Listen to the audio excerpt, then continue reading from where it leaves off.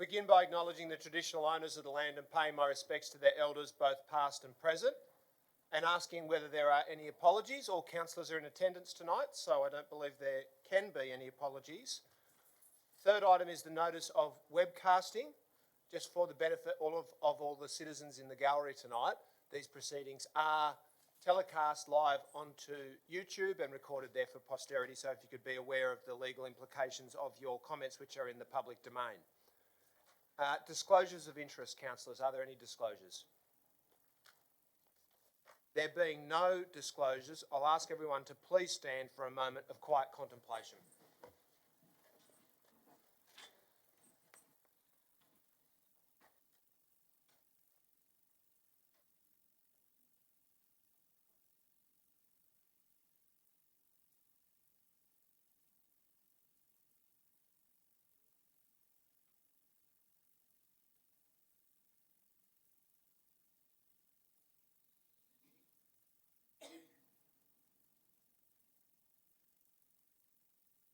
Please be seated. Next item is confirmation of the minutes of the ordinary meeting of the 10th of December. Are there any clarifications or corrections to those? Councillor De Cruz? Yeah, on the first point, the first item about the unchanged. I think one of the points that's missing is that council note the community support for transitioning to its fleet to electric vehicles and... Which page of the business papers are you referring to, councillor? So Right. Page 8, yep. So I'm happy to address this. This arose out of amendments which I sent through to me, most of which were accepted, and then those that weren't, they were voted on. Yep. And I think I've included in the points that were incorporated that council note the community support for transitioning to electric vehicles and receive an update on the fleet transition plan in early 2020. So Councillor De Cruz is moving the adoption of the minutes with that amendment. Yeah.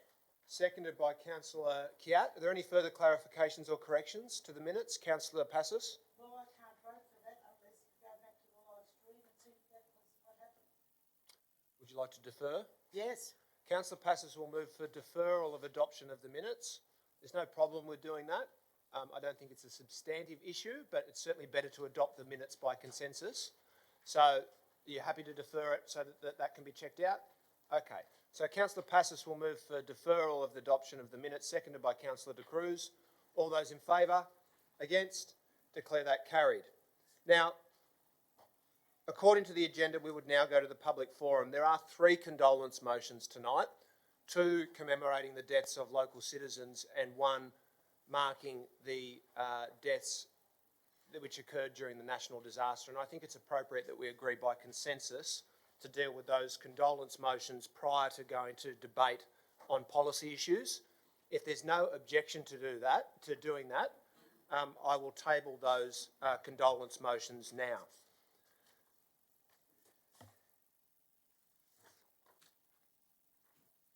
The first of which is that Council acknowledges the 33 Australian and American citizens who have lost their lives during this summer's bushfire disaster. And given how profound and devastating that those circumstances have been, I don't believe I need to speak to that motion. Is there any councillor who would like to do so? Councillor Porteous? Look, I guess it's the wording. I mean, I express my sincere and heartfelt condolences to both the 33 Australian and American citizens who lost their lives and to everybody who has been impacted on by the bushfire crisis. But I would ask that maybe we do change the wording there, because wording just acknowledges doesn't seem to really give the emphasis that we are expressing very sincere condolences. So if we could change that, and if we could include in that as well, and to everybody who has had impacts from this bushfire crisis. Okay, thank you for that. I'll ask the minute takers to capture that. I'm sure that can be agreed by consensus. There's no further discussion. I'll put that. All those in favour? Against? Declare that carried unanimously. Councillor Porteous, if I can ask you just to ensure that the minute takers have captured that correctly. The second condolence motion is for Greg Gibson. Greg Gibson passed away on the 24th of December 2019 after a short illness with acute myeloid leukemia. Greg had been a long-term president of Marrickville District Lawn Tennis Club, which was established in 1923 and is one of Sydney's last remaining grass court complexes. He was also a loved and respected Special Olympics tennis coach and official with 26 years of involvement with Special Olympics Australia. Since 1996, Greg has coached Special Olympics gold medalist Kelly Wren, who is now also a coach. During this time, Kelly also won the Most Outstanding Athlete with a Disability Award at the Newcomb Medal Awards in 2011, 4 gold medals at the 2013 INAS Tennis World Championships, and more than 20 Australian Tennis Singles Championships. Greg was recognised in 2019 with the Sport New South Wales Distinguished Long Service Award, and the motion reads that Council writes a letter of condolence to Greg Gibson's family, expressing our sadness on his passing and thank them for Greg's service to the Marrickville community, inclusivity and grassroots sport, and I will move that way. Is there anyone who wishes to speak to the motion? Councillor York. I'd like to add my personal condolence to Greg's family. Greg's across the road neighbour of our family. We live on the same street, and as well as all of the distinguished achievements that the Mayor has just outlined, Greg was the convener of our street's annual street party. You won't be surprised to hear that. And he was a beloved member of our local community, and we miss him very much. Thank you very much, Councillor. Councillors, is there anyone else who wishes to speak to the motion? Councillor Passis. If I could just talk to the motion, I really feel for the family. I don't think we're going to have too many more residents like these type of people. It seems to be something that's not happening today. Any people today, when they take on something, it's usually for financial gain and they don't give their life and their time. I think this council should look at, I know it's on the books that we're going to update the plaza in Marrickville, and I think that we should look at having a plaque on part of the upgrade and these names be put down, these long-term residents that have contributed so much. I recall bringing up a motion about a long-term member of the Asheville municipality that used to clean posters off the wall, pick up rubbish, sweep the streets, not even in front of her house. She was a Meals on Wheels volunteer, and we were going to do something like that for her, and nothing's happened. I think to give credit, it's nice to say half a dozen words, but I think it should be there for posterity, for people to see these things and to show that we really do respect them. We're not just up here with half a dozen words and that's it. So I don't know this man. I take face value what's written here and I believe it's true. But we've had a lot of residents that should be shown an example of, and maybe the young people might take time to read it and maybe go into that line of work. Volunteer for free, not waiting to be paid. Okay, thank you, Councillor. That's certainly something that could be considered when the final plans for the square are adopted. So there being no further contributions, I'll move the motion. All those in favour, please raise your hands. All those against? That's carried unanimously. The last condolence motion is for Barry McDonald. Barry was a Balmain local and ex-Wallaby who sadly passed away earlier this month, aged 79. Despite playing 2 rugby union tests for Australia in 1969 and 1970 and representing New South Wales twice, Barry is rightfully remembered for his decision to boycott the 1971 tour by an all-white South African squad alongside 6 of his teammates in protest against that country's apartheid regime. At the time, Barry and his fellow Wallabies, Jim Roxburgh, Bruce Taffy, Terry Foreman, Anthony Abrahams, Paul Darvencia and Jim Boyce, faced intense social and political backlash for their stance until the wider community came out in support. Incoming Prime Minister Gough Whitlam then suspended all sporting contact with South Africa and imposed trade sanctions on the country. Initially known as the Rugby Seven, they would later be hailed as the Magnificent Seven, after it was recognised that a direct link could be traced from their actions to the referendum that marked the end of apartheid in 1994. Barry was later awarded a Medal of Freedom by South African President Nelson Mandela for his stance against apartheid. And the motion reads that Council writes a letter of condolence to the family of Barry McDonald, expressing our sadness at his passing and commending the contribution he made to ending apartheid in South Africa. I will move that way. Is there any councillor who wishes to speak to the motion? If not, I'll put that. All those in favour? Against? Declare that carried unanimously. We'll now return, thank you for your patience. We'll now return to the public gallery to hear the public forum. So we have registered speakers for a number of items tonight. I'll just ask the officers to provide me with a list of those, if that's okay. Thank you very much. In a moment, I'll read through the list of items that we have registered speakers for.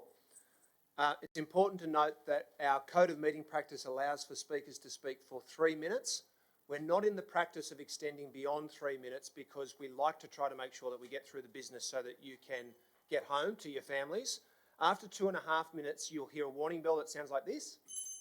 And that means that it's time for you to start wrapping up into your crescendo.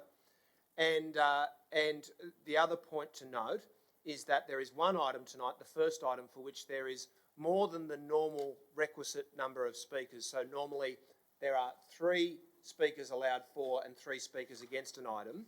But as we've now debated the tree management DCP on a number of occasions, and on each occasion there's been a lot of speakers, most of whom are addressing different technicalities. What we've done until this point is allow every registered speaker on that matter to speak. So I'm going to propose that to councillors again tonight. But I would ask for your cooperation. So there are 1, 2, 3, 4, 5, 6, 7, 8, 9, 10, 11, 12, 13 speakers registered for that item. So we'll seek to hear from everybody. But if a speaker previous to you has stood up and made the point that you were planning on making, it's not necessary for you to speak as well. Or to put it another way, if you get up to make exactly the same point as someone else who's already spoken, I might ask you to conclude. So for the items for which we have registered speakers tonight are item 1, Tree Management DCP, item 2, Creation of Little Italy Precinct, item 9, Notice of Motion, Petersham Oval Grandstand renaming, item 10, Notice of Motion, Initiate a proposal to demerge the Inner West Council, item 15, West Connects and Western Harbour Tunnel, and item 16, Notice of Motion, Council Logo.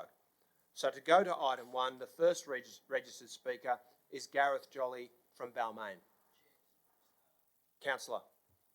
One of the residents came up to me in the gallery and she had actually tried to register to speak on the tree issue, but she wasn't able to register on the system. I know we have 10 speakers on there, but they've come up and they've got a short speech prepared. Perhaps you could help the speaker to liaise with the officers, and I'm certainly happy to move that she be allowed to speak as well. I'll leave that to you. Mr. Jolly. Thank you, Mayor and councillors. I speak against the recommendation of the council officers. What I speak in favour of is this. I speak in favour of the draft tree DCP, which the majority of the elected members of council, the elected members, voted in favour of in late September 2019. The original DCP, proposed DCP, put on exhibition. That resolution, in my view, represented a sensible and workable compromise. I was in the council chambers that night. I saw how hard the council members worked to arrive at the compromise close to midnight. That resolution was also consistent with the extensive consultation which had occurred before that time, and it is consistent with the consultation that has occurred after that time. That consultation has repeatedly demonstrated that the majority of residents do support, I repeat, do support, controls which permit the removal of trees close to houses. And indeed, this is simply common sense. The resolution respects the contribution of tree-owning residents rather than trying to punish them. Now, I appreciate that some people here do not feel the amendments go far enough, and I appreciate that there are others here who believe that no amendment should be made at all. But It's time that the issue is resolved and we all move forward. Enough time has been spent. Now, councillors may recall from the last time that I spoke that I have a large gum tree which is 10 centimetres from our council-approved studio. 10 centimetres, never mind 2 metres. The tree is pushed in the drainage around the studio. Beneath the surface, its girth is pushing against the foundations. It is threatening imminent and substantial damage, which will be very expensive to repair. That same tree, by the way, dropped several large branches in the storm on Sunday, including a branch on our daughter's trampoline, and another branch is hanging, waiting to fall. Now, despite all of this, the council rejected our application to remove the tree out of hand. Now, if the council won't approve the removal of the tree in these circumstances, it's clear that any system that relies on council approval will not work. The council officer's proposal won't work for this reason. And this indeed is the reason the majority of the council proposed a permit system. So if a tree was within the requisite 2 metres of a dwelling, the permit would be granted. I do have a real concern, though, that the law could be frustrated in practice due to inaction. Respectfully, then, I suggest that a possible resolution to this, assuming the council does not wish to simply go to a notification system, is to have a set of timeframes. So the council would have to approve the permit, approve the permit within 21 days. If they fail to do so within 35 days, it would be deemed approved. This would be a powerful incentive for processing. So your time has expired. Thank you. Thank you very much. Next speaker is Rennie Holmes of Ashfield. Can my mother speak first? She has to leave. Miss Enamel. She says for, but she's actually against. Yep, no problem. You should press the wrong button on the computer. Martina. Good evening. My name is Martina Motti. I've been a resident of Ashfield since the 10th of December 1954. I've been a loyal and supportive member of this council. I've got two questions, or a question. On the 1st of July 2019, our new CEO was appointed. His item B on his tasks was to implement, without undue delay, lawful decisions of the council. On the 27th of August 2019, a majority vote was passed to endorse the DCP. It was not gazetted. My question is, why was it not gazetted? What is the normal time frame for gazetting? There have been 3 changes to the DCP since that August the 27th plan. My question is, where is democracy in Ashfield?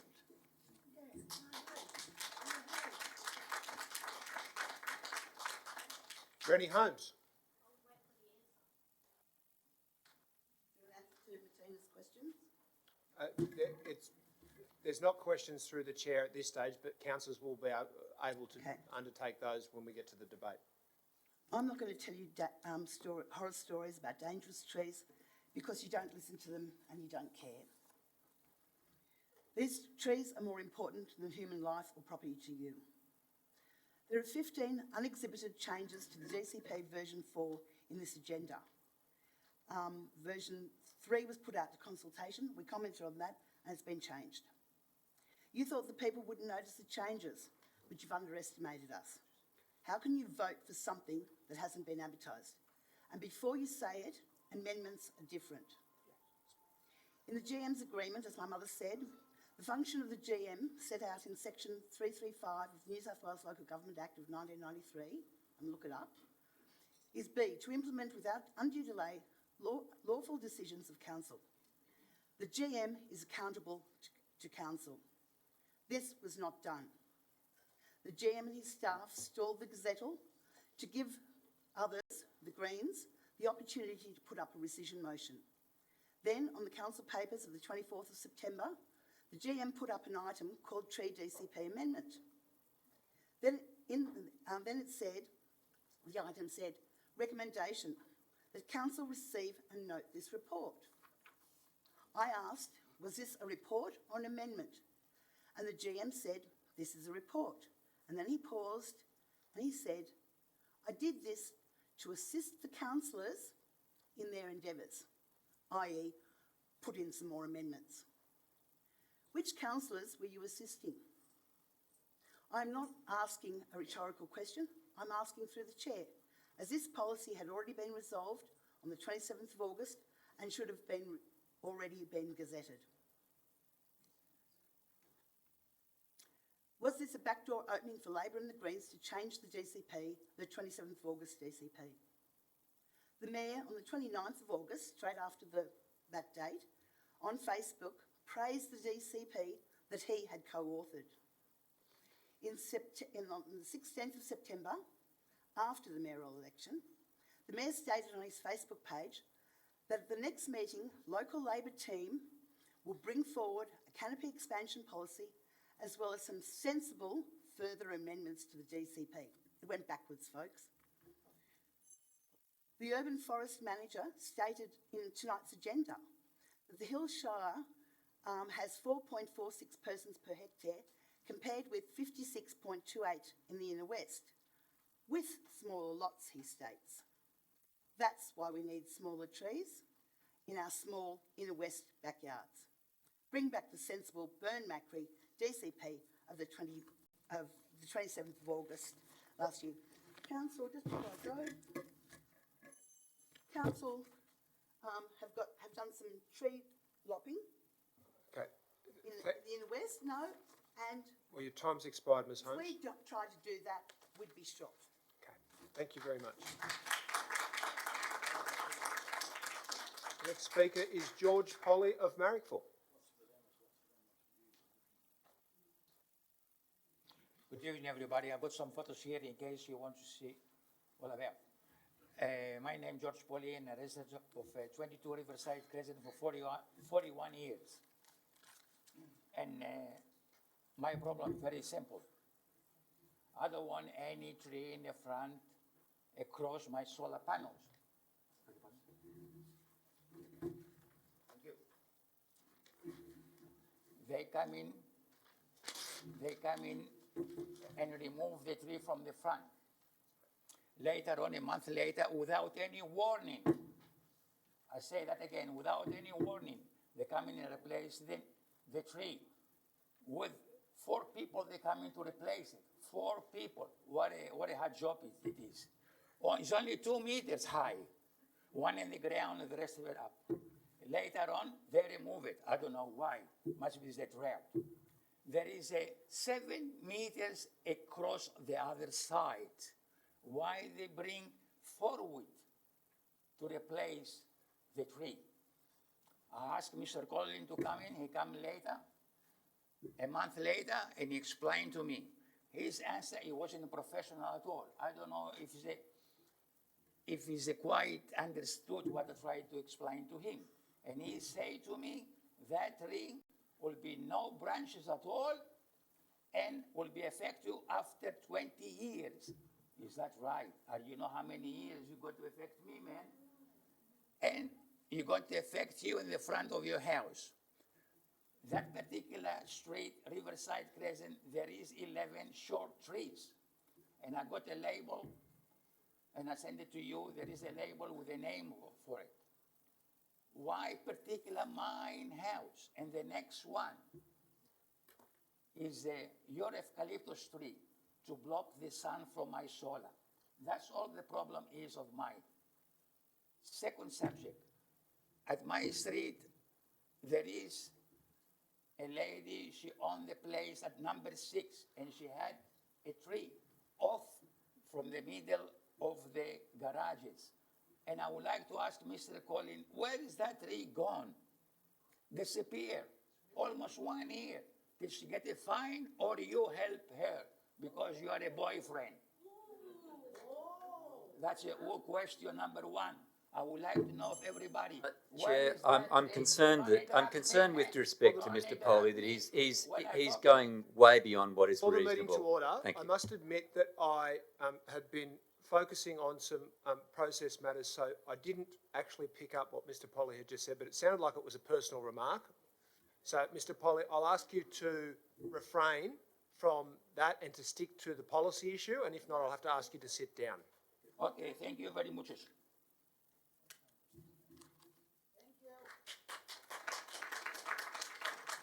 Our next speaker is Luke Johnson of Leichhardt. Mr. Johnson? No? Joe Clulo? I'm sorry, I've mispronounced this several times before when you've been here. Joe Nash Clulo. I get lots of different pronunciations. Of They're all Balmain. good. Forgive me. Okay, we are not opposed to trees. We want trees, appropriate sized trees in appropriate locations. My husband and I have lived in Balmain for over 25 years. He's here tonight. I work at Sydney University locally and lecture in market research and social research. We both strongly support a clear 3 metre ruling distance from plantings of houses to trees. Looking at the trees and given that we've been here so long, let's compare the council policies past, present and what we may face in the future. In the past, say 20 years ago, Leichhardt Council had enlightened policies that increased the number of trees in the inner west, transforming industrial suburbs into leafy areas. It was beautiful, but they also had practical and realistic rules for trees that were dangerous to people and that damaged homes. You could get a tree removed if it was causing significant damage. Councillors acted for residents of the suburbs that they represented as well. Importantly, we as residents had faith in the rules and were willing to plant trees and maintain those trees. So let's move on to the present. For the record, the market survey that you did from a market research point of view was misleading. Questions were framed in a leading way to elicit a desired response. Do you approve of the DCP rather than as unbiased questions? What do you think of the DCP? Relevant demographic data was not captured. Type of residence, house versus apartment, ownership, homeowner versus renter. So we could split and analyse the data. At the moment, house owners who bear the cost of maintaining trees are being dictated by people who do not pay the cost of maintaining those trees. This is an important part of take up that option because of the cost of removal.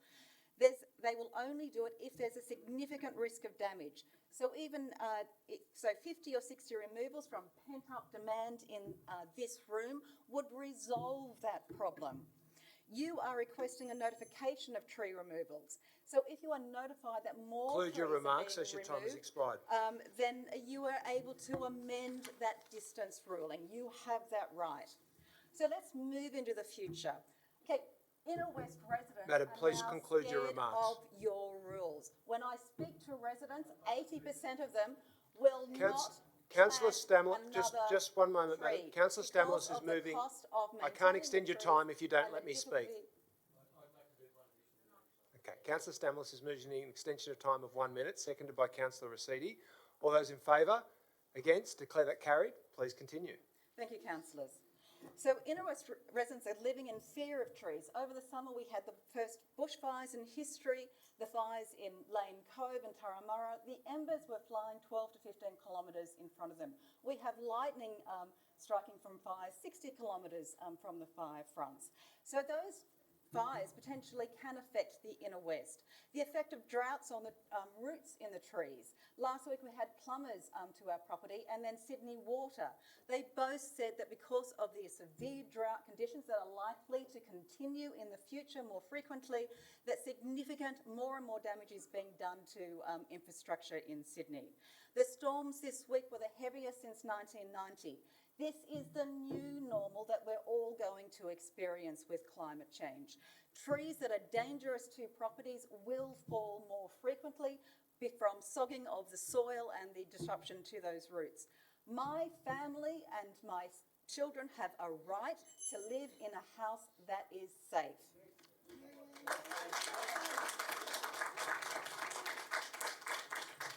Madam, your time has expired. Okay.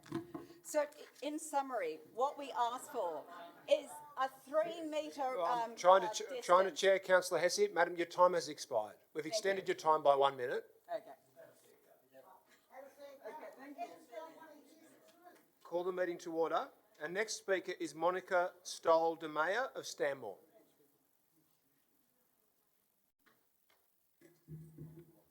Mayor Byrne, councillors, Mr. Deegan, ladies and gentlemen. My name is Monica Stoll-de-Meyer. My husband Robert and I are local residents who have enjoyed living in Stanmore for over 25 years. There are many things we like about the Inner West, including the character of our streets with wonderful period homes and a lot of greenery. We appreciate council's efforts to create a single policy across the LGA. However, I'm addressing you today because we are concerned about the implications of draft version 4 of the tree management DCP. We would like to express our concern about the process that has so far required 2 public consultations, several council meetings, and 4 draft versions. We participated in the public consultation process and at the council meeting of 27th of August, where council approved draft version 2. Now we have version 4 that includes over a dozen changes made after public consultation. We seriously question the validity of these latest changes. Last Saturday, we wrote to Mayor Byrne and all councillors about our concern that the latest changes in version 4 contradict the spirit of council letters for the first and second consultation, make the process more difficult for heritage-listed homes and homes in heritage conservation areas that will now require a development application, make the draft 3 DCP even more difficult to interpret and costly to follow if a ratepayer would like to maintain trees on their property, let alone remove any. And worse still, there is absolutely no incentive in this 3 DCP to plant trees in the right places. We ask councillors to please honor the spirit of the council original letter to us that promised that whilst expanding the tree canopy, it would make it easier to remove dead or dangerous trees, make it easier to remove trees close to properties, reduce cost for property owners. We think that draft version 2 approved on 27th of August 2019 strikes a positive balance that meets this promise. Thank you very much for the opportunity to address you at this meeting.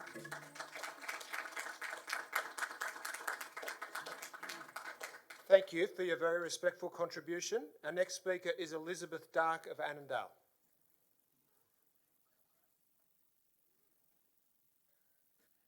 Elizabeth couldn't be here tonight, and so she's asked me to read out her statement. I hope that's in order. Could I ask you to let us know your name? My name is Mayoral Wilson. Thank you. Yeah. My name is Elizabeth Dark. I'm a long-term volunteer in projects for the natural environment, co-founder of the Roselle Bay Community Native Nursery, current volunteer at the nursery, coordinator of a bush care group in Annandale, and participant in local bird surveys. The long history of development in the Inner West means that with few exceptions, all original native vegetation disappeared long ago. What we see now in public areas is a combination of council plantings, which historically have been mainly scattered canopy species within a mown landscape, and bush care projects, which are more complex with mid-story, shrub and ground cover vegetation. In addition to trees in public parks, many streets have trees planted on the verges. I feel very fortunate to live in such a street with mature callistemons along both sides, and in an area where people with foresight have recognised the value of trees. I support over time increasing the number of trees in the municipality. I also favour increasing the abundance and diversity of native shrub and ground cover vegetation, both for its intrinsic worth and for its habitat values, providing shelter, food, movement corridors and breeding sites for the wealth of insects, birds, small reptiles and other critters that will flourish even in the middle of a large city, provided we give them a chance. But I focus on trees tonight in support of the proposed tree management DCP. Submissions to the earlier draft 3 showed strong support for increasing tree canopy within the inner west, and with a view that the version 3 amendments would achieve the opposite. Given the investment council makes in providing and maintaining trees in public spaces, it is important that trees on private land also have adequate protection if we are to avoid a decrease in tree canopy. As residents, we need to value and protect trees on our own property. I am pleased that Council has reconsidered the draft DCP and ask you to vote in favour of the DCP4 for an effective and fair control. Yes, we may feel inconvenienced at times by falling leaves or branches, but without trees, our communities... I'll call the meeting to order. Please proceed. Our communities would be barren places. As you vote for this DCP, I urge you to remember the importance of trees to us as urban dwellers, in making our streets and suburbs more pleasant to walk in lifting our spirits, in ameliorating air pollution, in moderating the summer heat, in connecting us with nature, in providing fresh air and helping to create rain. Thank you. Thank you very much. Next speaker is Tula Chrysafis of Summerhill.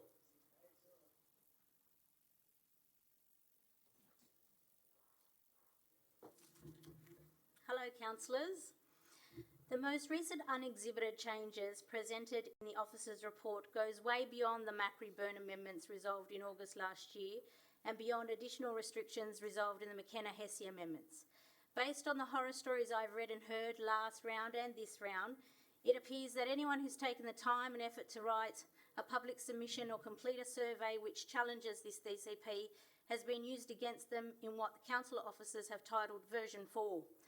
I've contributed and listened to the tree debate for the last 2 years and heard certain councillors thank the officers multiple times for their commitment, expert advice and professional reports. These same councillors have then given the General Manager and pseudo-minute taker delegated authority to remove trees, override all reports. So I'll just call the meeting to order, just one moment if you don't mind. We're hearing submissions on a policy issue. We've had several comments about process and about officers of the council, and including that most recent remark about pseudo-minute taker. I'm just going to ask everyone to... It does take minutes. Yeah, I know, but it was disparaging in its inference. That's your opinion. Well, I'm chairing the meeting, so I'm going to ask everyone to desist from that. Please address the policy issue, and if what you wanted to raise were process issues. Yes, these are process Yep, well, they've issues. been addressed, as I pointed out at the beginning of the meeting. I'll ask people to refrain from repetition. Please proceed. You've given the GM delegated authority to remove trees, override all reports, some he even helped write, and go against expert advice from his own officers. So I guess the outcome is decided by who you know, not what you know. Meanwhile, the flip-flopping, deal-making, I'm concerned that once again the Speaker is making assertions about members of staff which, to be fair, are going very close to the wind. I'll call the meeting to order. Miss Chrysafis, sorry, I just want to make sure I get the pronunciation right. From what I know, we are a democracy. I'll call the meeting to order. From what I know, we are a democracy. I'll adjourn the meeting if you can't desist, Councillor Passos. Excuse me. I'll call the meeting to order. No, I'm sorry. I'm chairing the meeting. I'm going to ask you to desist. I've already asked once. I think Councillor Hesse makes a fair point. I'll ask you to... What point is that? Which is, we'd like you to desist from making disparaging accusations about officers. Okay, yeah, I've passed the officers now. And to address the policy issue. And if you can't do that, I'll ask you to return to your seat. Okay, this has to do with the whole process, okay, and how it affects everybody. So, with all due respect, Mayor Byrne, you sit up there and instruct residents, most who have come straight from work without dinner, to keep their points on topic, under time, not to participate at all if previous speaker has parallel concerns, while simultaneously listening intently to councillors repeat debate, defend their opinions, extend their time and then adjourn the meeting so you can stuff your faces on a la carte ratepayer-funded dinners while patiently waiting, then eat dessert in front of us while you decide our fates, and then take home leftovers. I'll adjourn the meeting for a period of 2 minutes. In the words of your mate, Greta Thunberg, how dare you?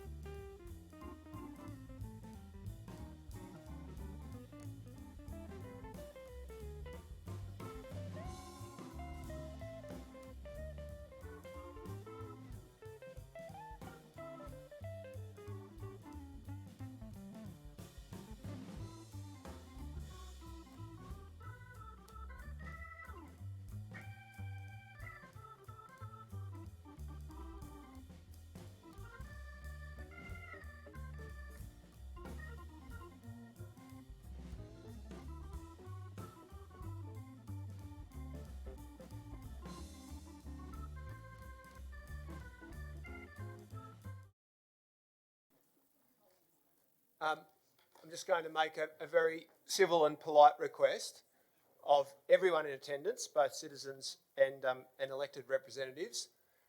There's just no need for personal denigration. I'm going to try to chair even-handedly and respectfully tonight to ensure that it doesn't occur. This has been a very controversial issue, and I think it's fair to say I've copped more criticism from a wider variety of people on this issue than anybody else in here. I've got a thick hide, that's fine, but I'm not going to allow people who aren't allowed to participate in the debate to have their integrity questioned. So if you can't accept that, and that's the remark that you've come here to make, I'll ask you to desist because we can't have that. I'm sure it won't be the case with the next speaker, Professor Simon Chapman of Stanmore. Good evening, councillors.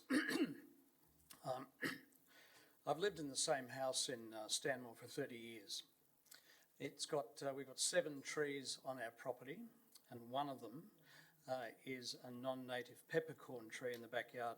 It towers over 15 metres. Its girth is over 3 metres, and it takes 3 people joining hands to get our arms around it. The tree is just 1.1 metres from our brick garage. Now, I indicated that I was in favour of the proposal, but it's been pointed out to me that 2 metres was in the original thing that I read, and somehow that's been modified to 1. So, you know, I'm not sure that I don't support the 1 metre one. You know, I think that's wholly unreasonable. This tree has caused extensive cracking of the near side double brick garage wall, inside and out, as well as the reinforced concrete floor.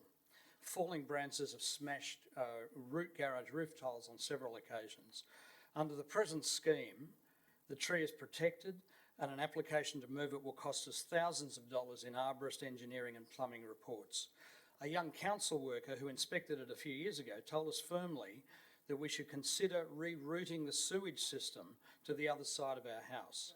This would involve perhaps $100,000, the destruction of a very large fish pond, 3 large trees being demolished, and a brick garden bed. We love trees. Our garden is a green urban oasis. We strongly support the council in wanting to preserve and increase the tree canopy throughout the area. If council were to allow us to remove this massively overgrown tree, we would replace it with at least 2 advanced native evergreen trees with large canopies but less invasive roots. You know, what's not to like in a replacement scheme? We are happy to pay for these, and we urge the council to consider mandating replacement on removal and to subsidise low-income landowners on this, as I think is specified in it. Doctrinaire opposition to any tree removal is quite unreasonable, and tree removal without replacement, wherever practical, is equally unacceptable. Adopting the proposed policy without that, you know, the business about the 1-2 metres thing, let's debate that, please. With replacement trees is the most sensible solution. Thank you.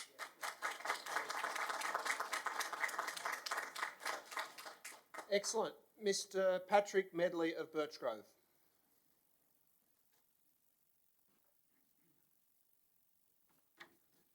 Thank you, Mayor and councillors, for the opportunity to speak.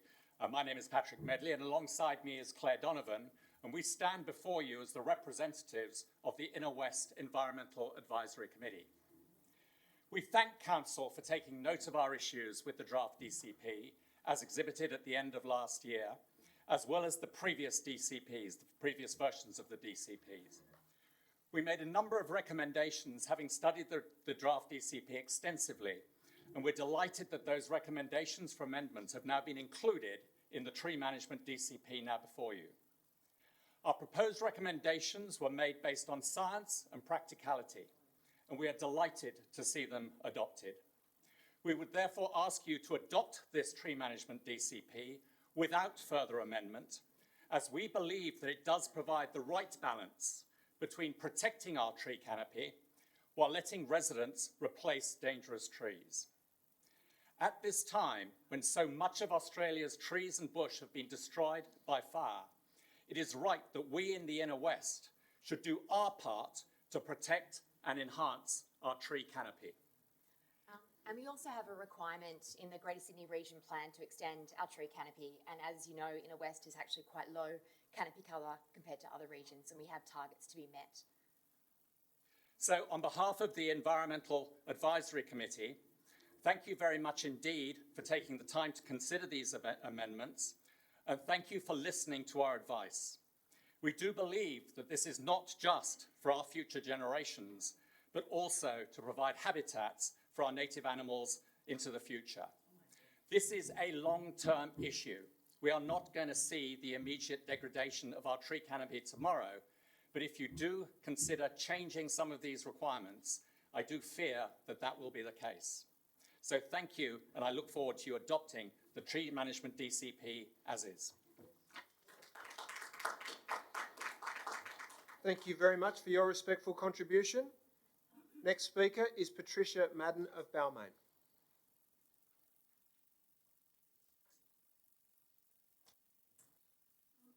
I've got some photos of a tree.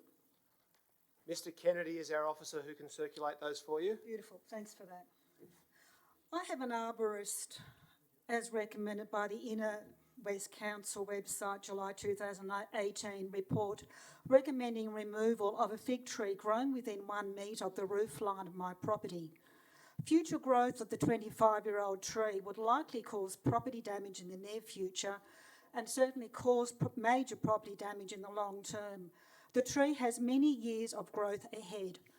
The DA for tree removal, which I lodged in 2018, was rejected, and I discovered that the council staff had based their report on a different tree, a 75-year-old tree from my photo taken in 1943, which was removed many years ago. In August 2019, a new DCP was adopted at the Inner West Council meeting, and I was present to witness the council vote. This new DCP was easier to understand. The exempt tree list and the distance of 3 metres from an approved DA building was simple to read. When I made inquiries to the council, I was surprised to discover that the August DCP had changed. It seemed that the vote at the August council meeting could be changed by local councils according to their agenda. I'm finding this current DCP difficult to understand. I have to pay $235 for each tree permit lodged on the same tree. This includes simple pruning. The DCP appears to be written in a subjective, contradictory language that is open to any interpretation. Who is approving the tree works permit and tree minor works request? Are independent arborists being consulted? Will arborist reports be taken seriously? Or are approvals being determined by council staff, possibly with agendas? I find point 5.2 of the current DCP ambiguous. It appears to contradict the diagram on the recent flyer distributed by the Inner West Council. The current DCP mentions that appeals can be made. Are appeals free? Who is on the appeals board? Independent arbiters or just council staff? In my situation, I'm hesitant to deal with council as my prior experiences demonstrate that council seems to be determined to retain this fig tree, which is on the exempt tree list, growing on my property, regardless of my rights as a rates-paying property owner and desire to maintain and protect my property in the most economical way. Also, I have an approved arborist whose report recommends tree removal. It has been a stressful situation. I just want to protect my property. I love trees, but this tree is just unsuitable. It's an unsuitable rainforest giant growing in a densely built-up urban populated area. Please revert back to the Burn Macri DCP of 27th of August 2019. Thank you. And our last speaker on this item is Julia Harvey of Petersham. Oh, sorry, yep. Thank you. I have, like many other people, significant concerns about the tree DCP on the agenda tonight, and would you request that you really seriously think about reconsidering the issue. If you are determined to approve the DCP tonight, then I ask you a number of things. That the DCP revert to the original 3 metres identified in 2019. Reducing the 3 metres to 1 metre is not going to achieve your goal of increasing the canopy. I think it will have a counter effect where residents actually plant fewer trees because they cannot take the risk. I believe that the requirement where trees in a heritage conservation area, which is very broadly identified, that a DA has to be lodged regardless. This is just ridiculous. Not only does it put a huge impact on residents and ratepayers, a DA should only be required if it's actually attached to a DA process or a DA for a heritage building. If it is truly justified by you and you really firmly believe in the heritage conservation thing, then council trees on council properties should also undergo a DA process. They should not be exempt. Tree removal, as identified in the Greater Sydney Commission, should be allowed to enable solar power to increase sunlight or reduce shade. The Sydney Commission identified, and this is a quote, extending urban tree canopy should be balanced with the need to allow sunlight into homes and onto roofs for solar power. Light is as important to us as trees for our well-being. I also think, really importantly, that 21st century policy making isn't based on a prescriptive model anymore. That's just not the way. So 3 metres, 1 metre, 2 metres, 12 centimetres, this is not the way to go. You need an outcomes-based approach. It's about setting your goal. We want to increase tree canopy. How do we achieve it? How can we actually create an innovative space where people actually have better outcomes? So let people take out a tree, maybe even any tree, I don't know. It could well be that you have a goals-based approach, put in 2 trees, put in 3 trees. Actually, why not get creative and allow people to trade tree offsets, to actually pay other people to plant trees, or pay council to do it and pay for its well-being? There are so many creative ways of increasing our canopy cover that we all know is important. You're just taking the old prescriptive approach that doesn't work. The prescriptive approach, what it's done here, you can see that there's genuine angst and distress among people and among councillors. We don't have to go this way. Scrap the DCP, go to an outcomes-based policy approach. Madam, your time has expired. Thank you very much.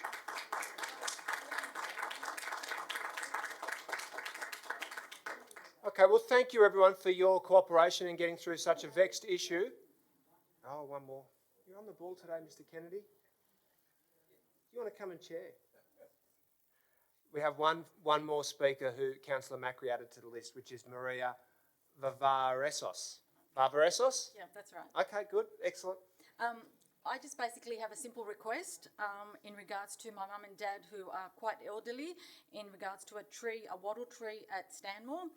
Now, they've been living there for over 50 years, have continually paid their rates without any question. Now, unfortunately, over the last few years, they've made several attempts to contact council and resolve the ongoing issue about the overgrown branches outside their home, which has fallen on deaf ears. Now, my mum and dad request that the overgrowth of these branches that have canopied over the pavement and onto their roof be trimmed back as to not affect their property. Now, in the past, the trees, as I've got some pictures here, they're about 3 metres across over onto their roof, onto the gutters, and the gutters obviously fill, and my dad, who's quite elderly, he's in his 80s, gets on a ladder to clean up the gutters, and his health isn't the best. So, and also there's been issues where the council this particular tree has actually blocked and broken drainage under their home, and the council has come to fix and repair that, but it doesn't seem to have improved.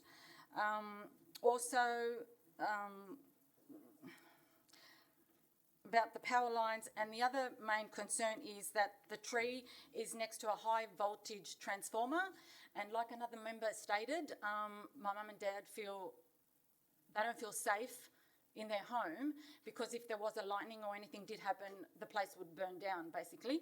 So all I'm asking is that we don't want the tree to go, but all they're asking is for what's beyond the public, and I've been told that trees are council property, and unless there's something in writing that states that council property is allowed to be on my property, it shouldn't be allowed. So these branches have gone over public property onto our property. So we basically are asking that they just be cut back to not affect the power lines and the guttering and the safety and health of their situation. And so, yeah. Thank you very much, Ms. Barbaressos. And please feel free to write to me tomorrow a note, and I will certainly take that issue up with other ward councillors as well. Mr Mayor, if I could just say something on that issue.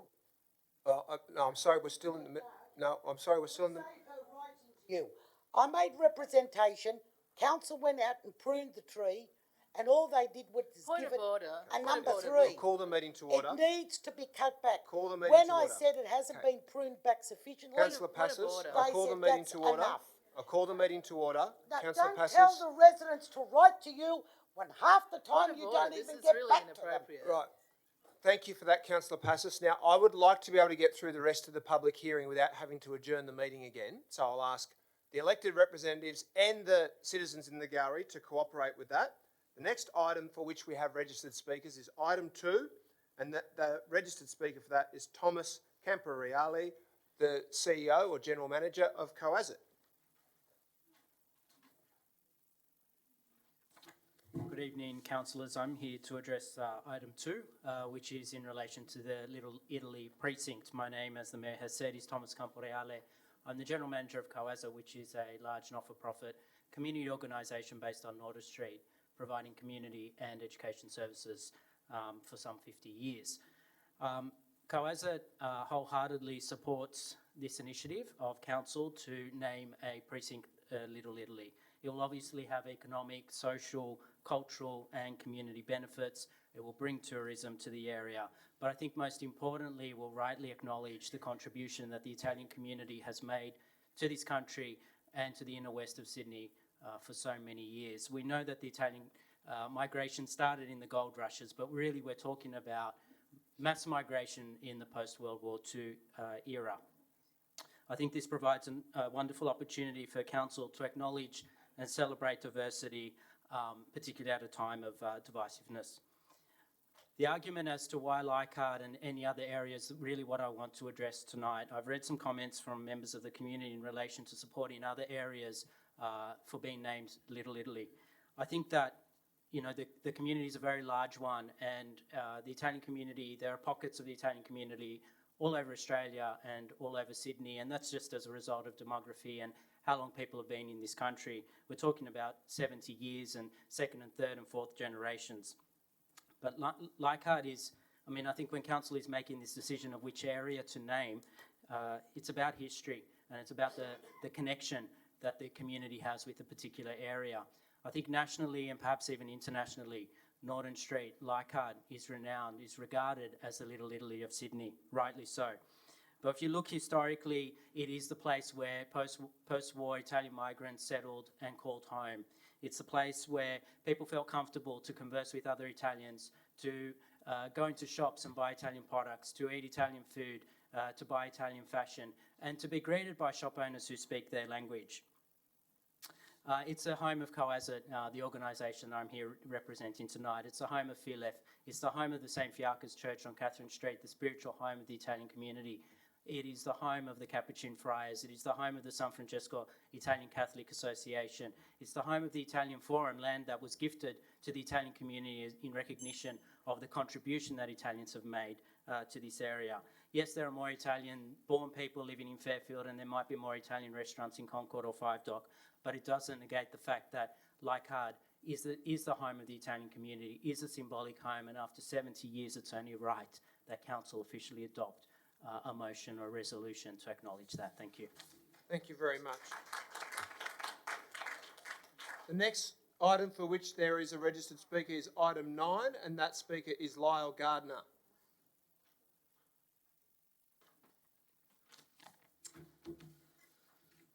Thank you. Cricket has been played at Petersham Park for just the late 1890s. In fact, it's been played in first grade cricket for the last 125 years. I'm the historian of the Ramick Petersham Cricket Club, which now controls the club which plays there regularly. And I, like anyone else who'd like to look at the history of the cricket, would be delighted to think that in that 120 odd years, two of the greatest cricketers ever to grace the ground have been recognised at the ground itself. The first one was Tommy Andrews. If anyone goes down to Petersham Park and looks at the scoreboard there, you'll see the name Tommy Andrews Memorial Scoreboard. Tommy Andrews played around 1909 to 1936. In fact, he was a test cricketer. He played for Australia 16 times. He captained New South Wales 4 times. In fact, his father is probably well known to a lot of you because that was the T.J. Andrews funeral services you see around the place pretty regularly. He was made a life member of the Cricket Association, and when he died in 1970, the scoreboard was constructed in 1936, and his name was immediately put on top. And he died in 1970, and of course the name was changed to the Tommy Andrews Memorial Scoreboard. The other great player with Petersham was Dudley Sedham. Dudley played from 1915 to 1941.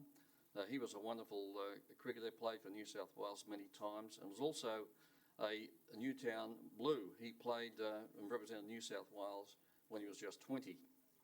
But while he was a great cricketer, he was a wonderful administrator, and he served for 20 years as an Australian selector with the great Sir Donald Bradman. His input changed the face of cricket in many ways. He also has been recognised at the Petersham Park with the Grandstand being named after him when it was erected when was it?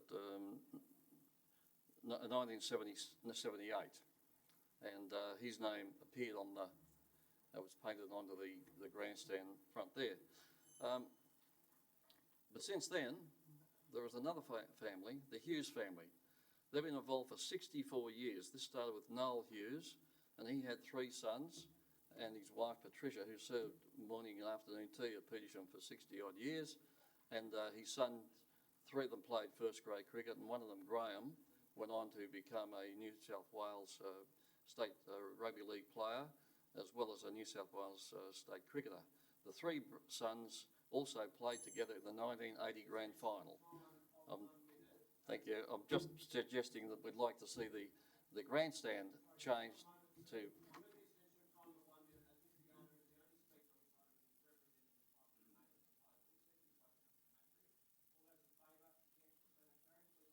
Thank you very much.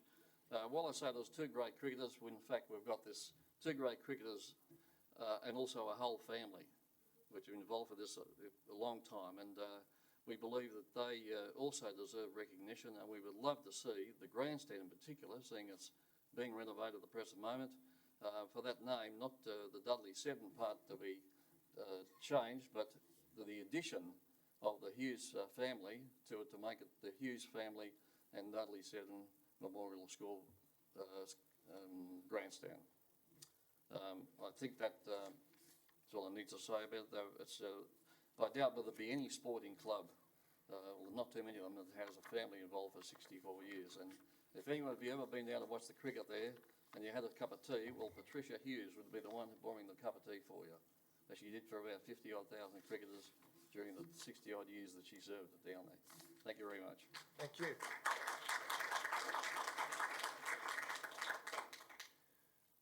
The next item for which we have registered speakers is item 10, notice of motion to initiate a proposal to demerge the Inner West Council. The first speaker is Merrin Wilson of Leichhardt.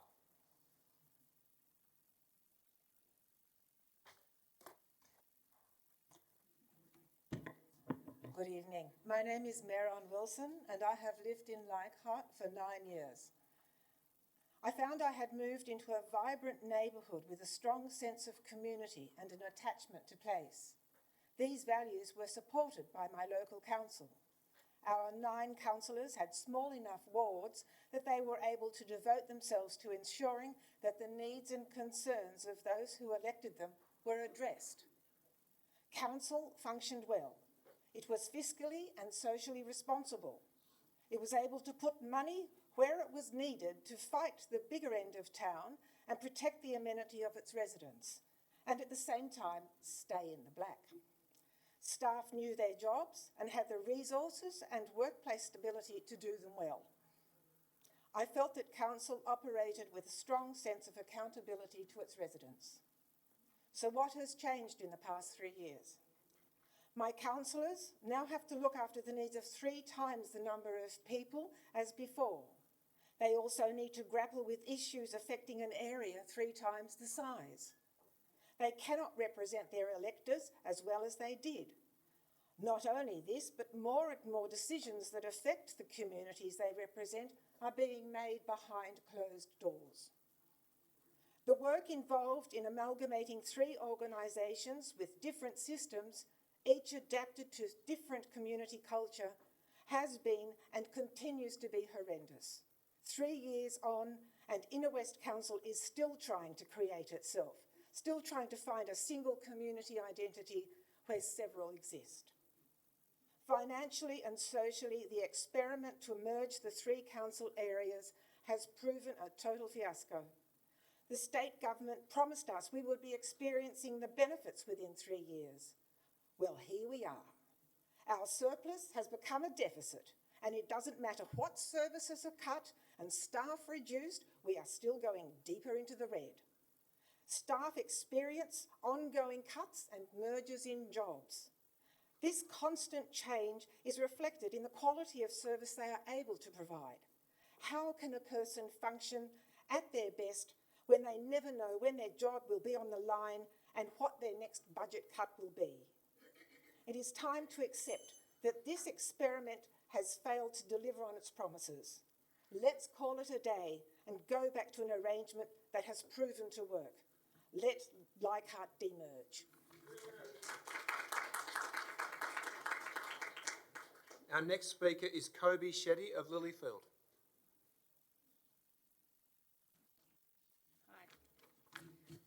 Local councils should be the level of government where people feel the most connected and empowered.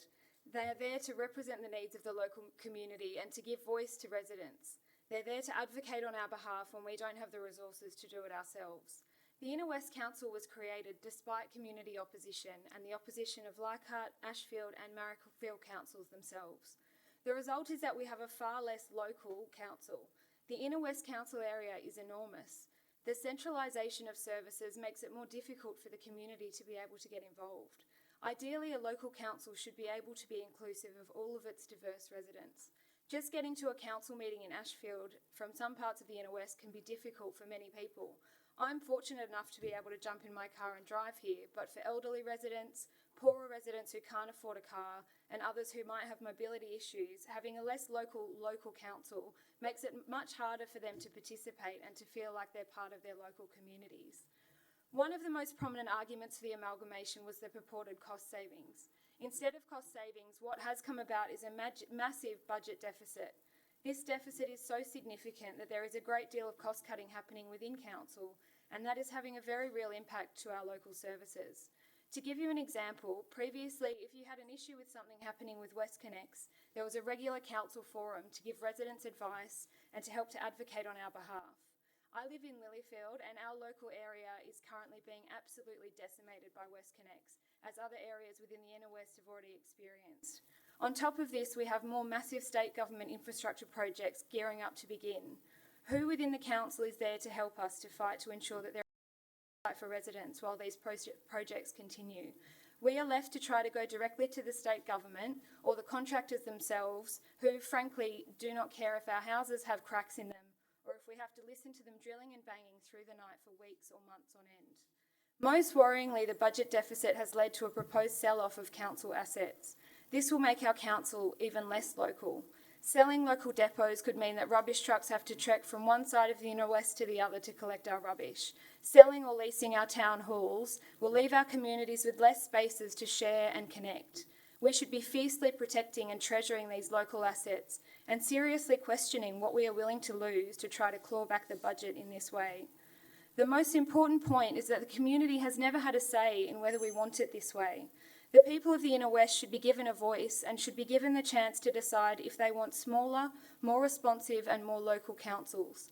Yes, it will cost money, and yes, we cannot force the state government to change anything, but if we really want a local council that represents us, then we should support a plebiscite to give the people a voice and to take this important first step forward to bring our local councils back.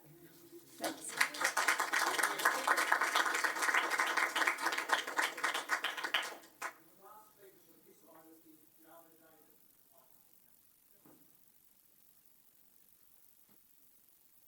Hi, how are you?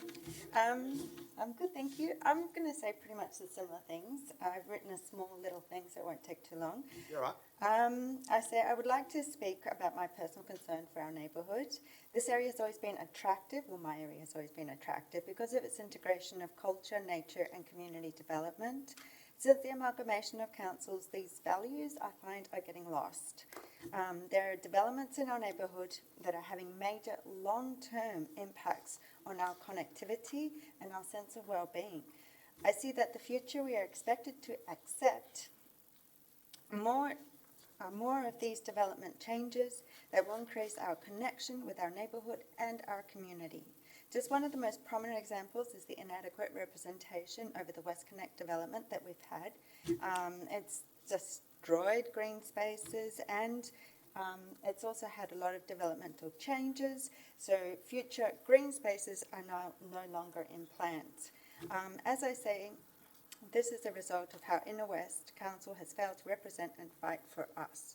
Instead, Inner West is facilitating oversized developments which will destroy our skyline and have long-term impacts on noise and congestion, reducing our greenery and our canopy. Instead of supporting community, Inner West plans to sell off communally owned buildings which have been the lifeblood and our heritage. Inner West Council promotes itself as being an open organisation, but in reality it shuts down on community engagement. Approaching councils with concerns, major and minor issues, has become increasingly more difficult. It is evident that the current and future projected business model of Inner West Council is ineffective to serve our community in the Leichhardt district. And I would vote for a deamalgamation, please.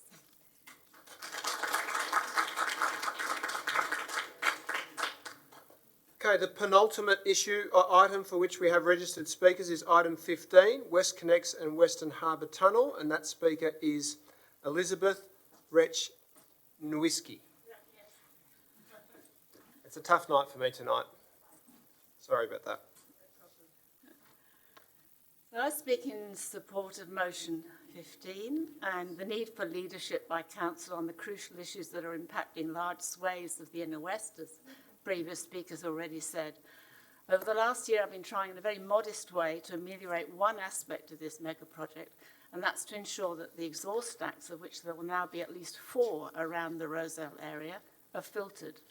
I live opposite Annandale North Public School. I have a pollution monitor on my house that registers live the peaks of pollution that these children, like children across the Inner West, are already facing. Recent research suggests that there is no threshold at which health effects do not occur. Unfiltered exhaust stacks may be okay, perhaps, in less built-up areas and where the prevailing winds take the pollution away.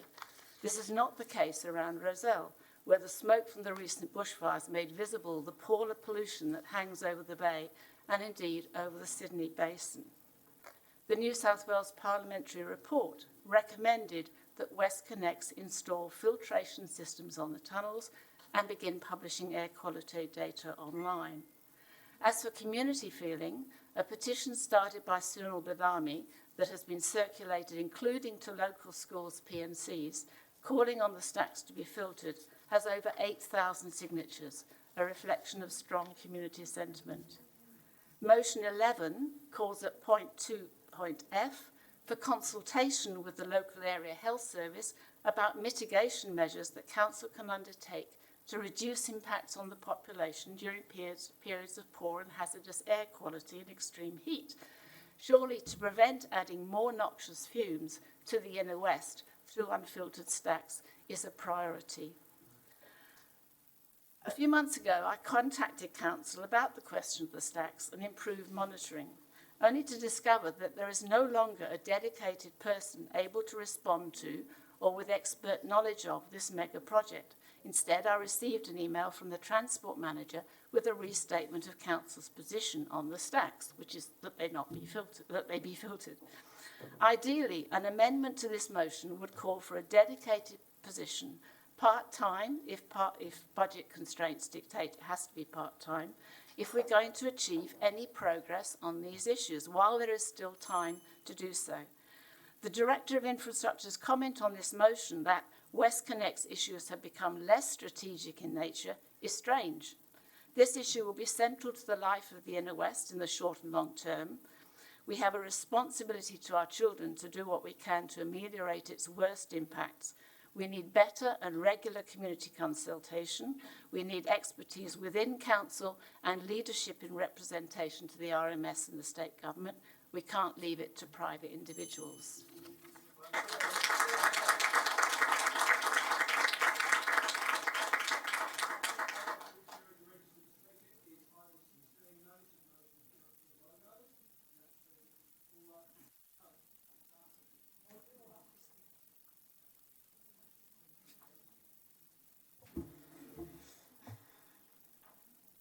Hello again, councillors. Some of you may know, may not know, my family has lived in the Inner West for over 50 years. And when I saw the unveiling of the new logo, as it were, it took me a minute to actually figure out that it has the words Inner West written in it. My mother wouldn't be able to make out any word or letter in that logo, nor would probably 99% of the new Australians that I've shown the logo to. So I just wanted to know if the designers of this logo actually live in the Inner West or know what it's like, what the Inner West is about, and can we get a refund for their design? That was a question through the chair. I can't pose any questions. I've heard you take questions from the gallery before and answer them. That you edit how you like. Okay. All right. Thanks for that. Be sure to edit the live streaming too.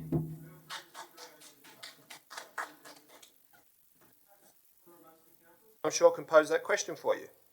Okay, that concludes the contribution from the public gallery, which means that... Any opposition to you, you want it all your way, all the time. I'll wait till you've concluded, Councillor Passes. No opposition. I'm the mayor. Okay. Listen to me. Would you prefer that I adjourn the meeting? It's up to you. Do what you want. You're the mayor. Extremely disorderly. Okay. I'll adjourn the meeting for a period of 2 minutes if Councillor Passes can't desist, but if you can, we could just get on with the business. Do what you like. You're the mayor. Thank you for that. Could I move a motion, please? Councillor Porteous. A process motion. That council suspend standing orders and bring forward items 1, 2, 9, 10, 15 and 16 and deal with these items before the other items on the agenda, as these are items that member of the community have come to speak on this evening. Seconded by Councillor Stamoulis. Yes. All those in favour? 1, 2, 3. That is carried. All those against? It's carried unanimously. Okay, we'll go to the tree DCP. So, just for the benefit of the members of the gallery, council has suspended standing orders to bring forward the items for which there have been speakers for. I have tabled with the officers a primary motion in my name in regards to item 1, and I'd like to speak very briefly to it. I'm proposing, and I'll ask the minute takers to provide that on the screen. I'm proposing that we adopt version 3 of the tree DCP, which is the policy that was put out on public exhibition last year and differs greatly from the report that has been tabled by council officers. I'd like to propose two minor amendments to that, and that is that there be no height limit on weed species which can be replaced, and that Kaffir plum, bunya bunya pine, Norfolk Island pine and hoop pine be included in the noxious weeds list. Just note, I'll just speak to the matter first, if that's okay, Councillor Passos. I agree with much of what has been said tonight about the need for there to be a sensible policy solution, and certainly that it's not right or fair to depict people who've had difficulties overcoming the policy at council as people who are opposed to increasing tree canopy. I have spent a lot of time working on this, as have all of the councillors in the room tonight, and I have certainly come to the conclusion that it's not an either or, that we can have a system that doesn't torture residents, particularly residents who don't have the financial resources to go out and pay thousands of dollars for arborist reports and so on, and that we can also have policies that are ambitious and effective in expanding tree canopy. And there was one resident tonight who said that I'm paraphrasing, that if you have a policy in which it's impossible to remove a dangerous or inappropriate tree, you're actually discouraging people from planting, and I think that's true. So the policy, the primary motion represents a policy that would allow for removal, replacement of trees that are within 2 metres of primary dwelling or garage, removal of noxious weeds, regardless of their size, and requirement of a replacement for either of those, or where a replacement can't be achieved, that a contribution is made to council for a planting to take place elsewhere. It includes a significant rewriting of the assessment criteria to put a much greater weighting on safety. Safety of people and safety of property than has existed in council's controls up until now.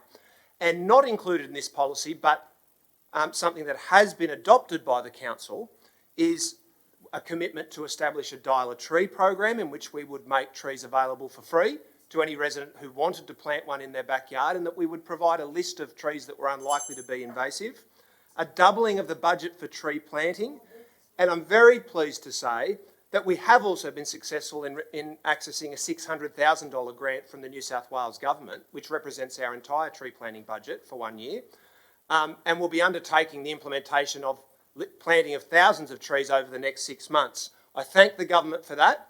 I will just conclude by saying I think it's a bit rich to have people pointing to the government's targets for increased tree planting when we've seen just how many hundreds of them they've cut down in the building of WestConnex.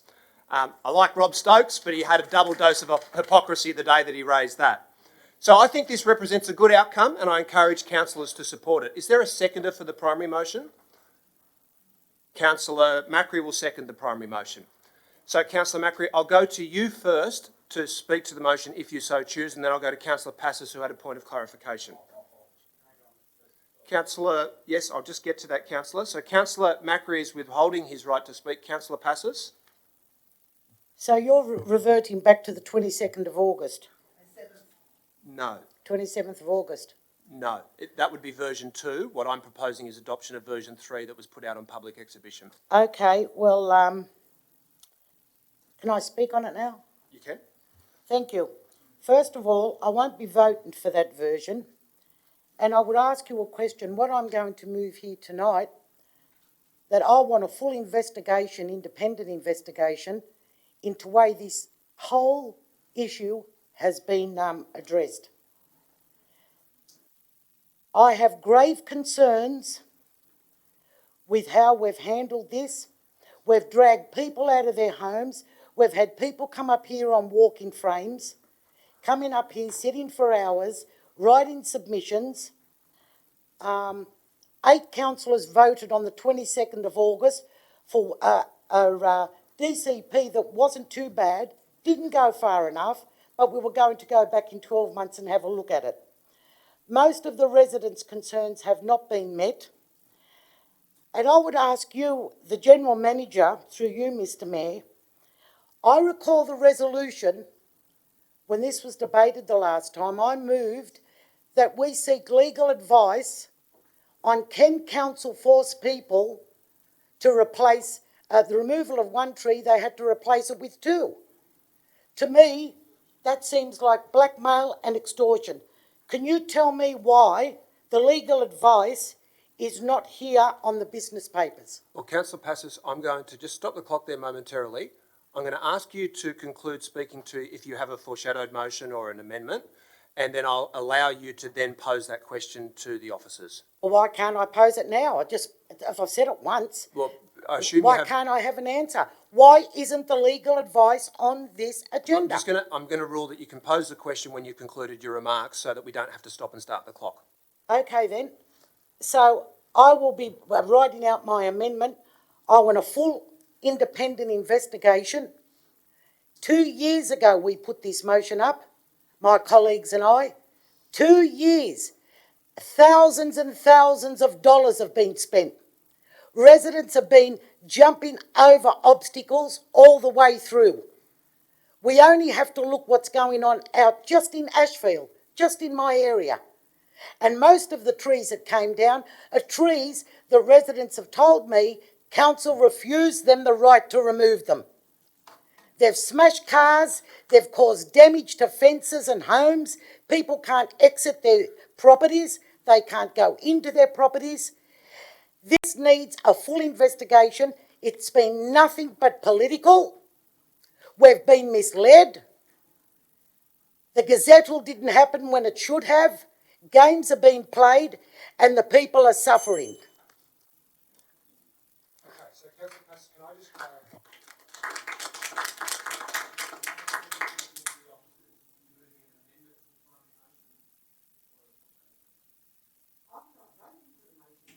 I'm voting against it. I want an investigation.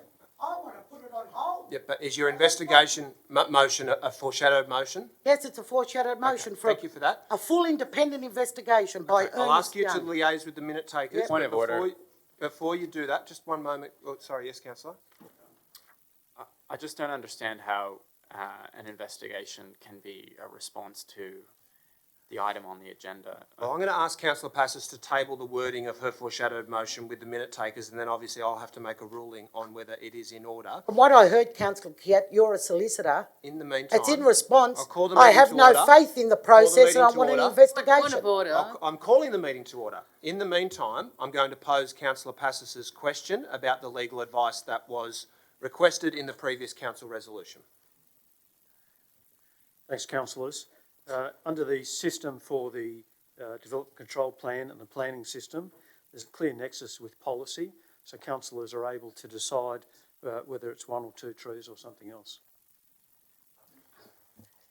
At the time, what I moved was accepted by council. It was a resolution that was voted on. We were told previously that we had legal advice that the August meeting... Councillor is moving a point of order. I believe the councillor has already spoken. Yes, and that's she right. would appear Excuse to me. be speaking No, again. I'm speaking to the advice I just got. Yeah, I know, don't but agree with that's it. I understand that, but that's not allowable under the Code of Meeting Practice. Yes, I'm afraid it has, because if the people haven't been given the right advice. Yeah, I'm afraid It was an amendment that was resolved by this council for legal advice. Yes. And the general manager. I'll call the meeting to order. I'll call the meeting to order. Councillor See Passos. what's going on? Councillor Passos. See? So I'm not sure that the question that Councillor Passos has posed is the one that was answered by the Chief Executive. So there was a resolution requesting legal advice on whether we could require financial contributions in place of a tree planting. And it was resolved by council. I got that. So I'm just going to check with the Chief Executive as to whether we've received that legal advice and whether it's able to be tabled. I'll take that on notice. Okay, thank you. Councillor Kiat. Now we take that on notice.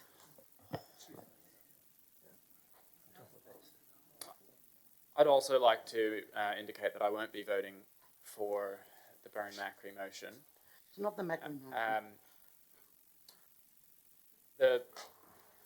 This debate has been racked by some political game playing when really we're dealing with very important policy issues that, as we've heard tonight, really the key issue that we're here to talk about is balancing the needs of people who need to remove trees because they're presenting danger to their life or to their property versus the interest of the community in maintaining and, in fact, enhancing the tree canopy that we have.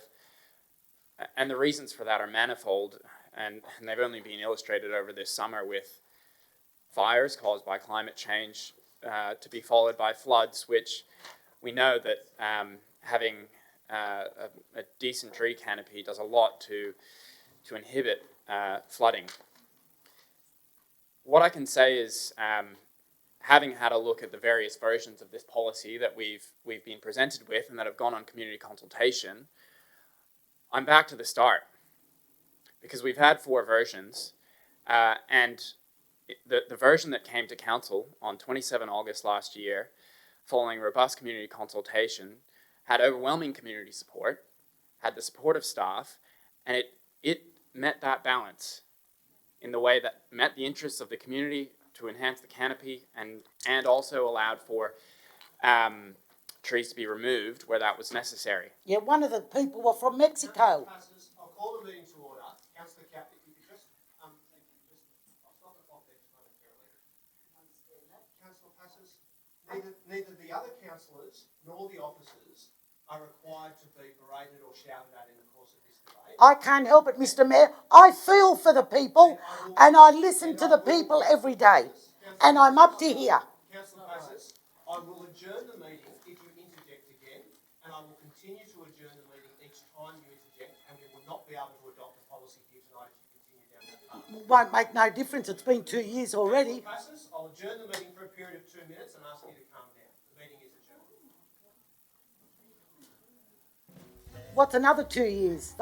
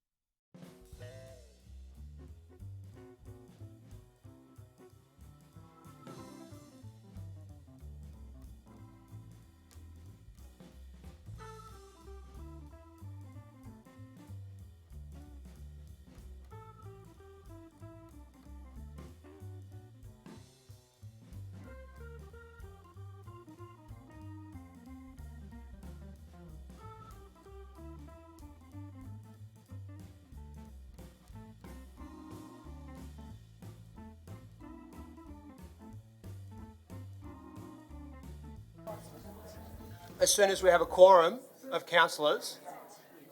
I'll ask the residents in the gallery to resume their seats.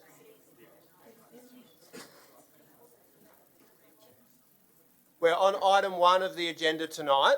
It is my intention, if there are ongoing interjections, to continue to adjourn the meeting for increasing periods of time. So that previous 2 adjournments were for 2 minutes each. The next one will be for 5 minutes, 10 minutes, 15 minutes and so on. So that will make it impossible for us to get through any of the business that you're all in attendance to see us determine tonight. So I'll ask for everyone's cooperation in ensuring that we don't need to do that. Point of order. Councillor Kiat has the floor. Point of order, Mayor. I do think that that's a rather draconian and a very inappropriate way to be addressing the public. I mean, Councillor Passes clearly is I was out of addressing order. Councillor Passes. Yeah, I know, but I think the point is that we actually do want to all get through the meeting, and I'm sure Councillor Passes will enable us to do that without those sort of threatening kind of approach to it. That's all. Okay, well, thank you for that, Councillor Portis. I'm not sure which part of the Code of Meeting Practice you were referring to in your point of order. I'm doing my best to chair the meeting to ensure that it's I think I've been fairly consistent in trying to make sure that it's respectful. I'm aware of the fact that the officers have been criticised pretty heavily and inappropriately so far. We haven't yet dealt with one item. So I'm actually asking for everyone's cooperation to make sure that we don't have to adjourn the meeting. Of course, if you believe that a councillor is breaching the code, they can be warned 3 times upon a point of order from you and then ejected from the meeting. I think that's a more disrespectful route to go down, and so I'm seeking to avoid that. And I've found in the past that adjourning the meeting so people can cool down is sometimes a more mature way to do it. So I was directing those remarks to Councillor Passes. Councillor Passes. Can you tell me where I said anything about the staff? I wasn't referring to you in that regard. Well, be more clear, please. Thank you for that. I'll continue to do my best. I'm going to smile because I find that tends to lift the tone a little bit. Councillor Kiat, you have the floor. I'll try to smile too. Nothing that has happened since we were ambushed with the policy that was drafted by Councillor Macri and Councillor Byrne on 27 August last year. Point of order. Councillor Passes. He said he was ambushed by the first motion. Thank you.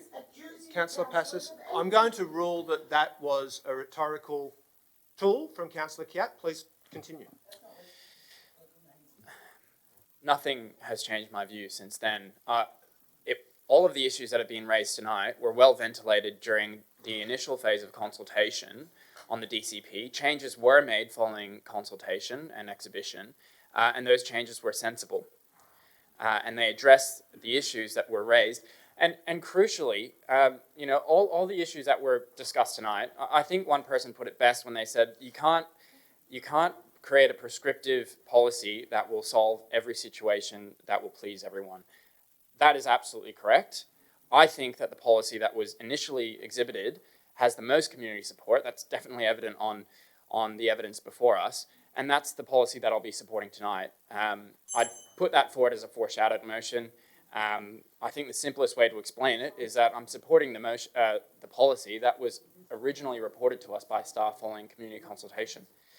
I think for councillors have the clarity of having had a table explaining the differences between each version circulated by the CEO today, and I think it would be prudent to include those in the minutes of the meeting. Whether this is a foreshadowed motion or whether this will have to follow Councillor Passes' foreshadowed motion, I'll leave that in the hands of the chair. Thank you for that. Now I'll go to Councillor Lockie momentarily. Councillor Passes, I'll just ask the minute taker to scroll down to the foreshadowed motion, which reads that a full independent investigation from an external body be called for the whole treated DCP process since February 2018 when the motion was first put. Now, that is certainly in order, that foreshadowed motion, but it would also result in the existing policy that everyone's spoken against tonight being the standing policy, so it would result in no change to the DCP. So I'll just pose to you whether there is any change to the DCP at all that you'd like to see adopted as part of your foreshadowed motion. No, okay, understood. I have no faith in the whole process. I understand. I was just posing the question, so I'll get back to it. So to answer Councillor Kiat's question, there is a second foreshadowed motion which can't be tabled unless both the primary motion and the foreshadowed motion are defeated, which Councillor Kiat has provided to the minute taker and which will be tabled. if the primary motion is defeated. Councillor Lockie. Point of order, sorry. Yes. With respect to the foreshadowed motion by Councillor Passes, Yes. many proposals have been excluded on the basis that they don't identify a source of funding. Now, this is calling for an independent investigation. There's no source of funding identified, so I don't see how it can stand on the papers. Okay, well, I'll leave that with Councillor Passes to consider before we come back to deal with There's the no motions. funding for Yaber neither. There's no funding for that either. Councillor Lockie. Yeah, look, I won't be supporting the primary motion as put forward because primarily, well, I have issues with it from environmental standpoints, but primarily because I think adopting that version essentially ignores the big round of feedback and submissions that we have just been through. Yes, it is we've been through multiple ones now, but we had a substantial response, nearly 1,000 submissions made, and there was a wide variety of support for stronger environmental protections. In fact, I think looking at those numbers, it was something like 47% of people wanted, in particular when it came to the distance exemption, for that to be at 1 metre or less, essentially. So that concerns me that we are essentially ignoring that and going ahead with what was adopted in September. That's pretty much the same reason I don't think I would have reservations about supporting Councillor Kiat's foreshadowed motion as well, because while I agree with the controls that are in that on principle, I think that also ignores the fact that we have been through a couple of rounds of widespread public consultation, which our council officers, to their credit, have done their best to try and balance both the very mixed submissions we've gotten and the feedback they've gotten from councillors, as well as the feedback that we've gotten from experts in the area, including our own Environmental Advisory Committee, who have suggested some very sensible additional controls at a very technical standpoint around distance from roof lines and branches and so forth, which I know that it will not be taken forward in this latest DCP, and I think that's a great shame. I do concede that a lot of people have clearly had issues with the council process when it comes to tree assessments and tree removals as it stands, and I think that whole process has really suffered from not having another level of oversight for a long time in between councillors not being able to input on DAs and council interpreting the new legislation that was brought through to mean that we couldn't do internal reviews. I think it's a great pity that we haven't given the opportunity for some more positive methods, such as having an internal review process, such as having a subsidy program whereby people who are on lower incomes or have difficulty maintaining their trees could get some financial assistance from council in order to do so, as well as many other more positive methods we could have considered. That we haven't gone to that, and instead we've gone to distance exemptions, which all of the evidence that we've had from experts and experience in New South Wales has shown we do end up losing far more of the urban canopy that was intended, even in areas where people do love trees. Thank you for that. Councillor Hesse.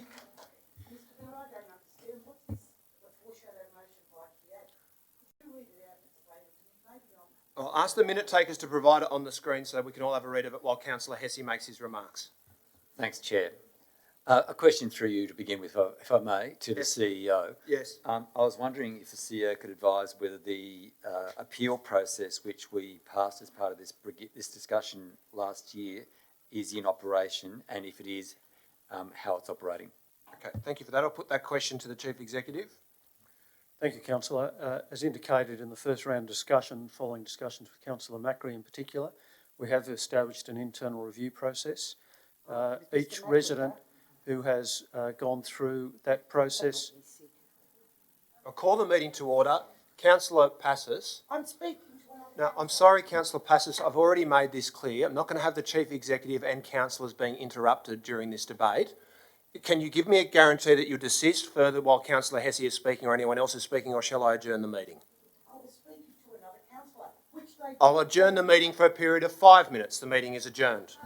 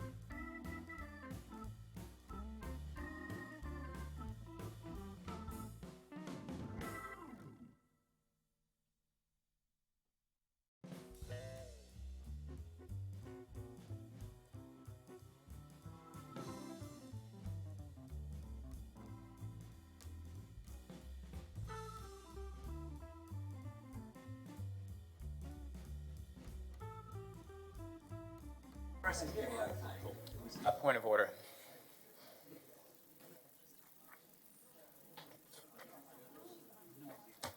Okay, the meeting is quorate.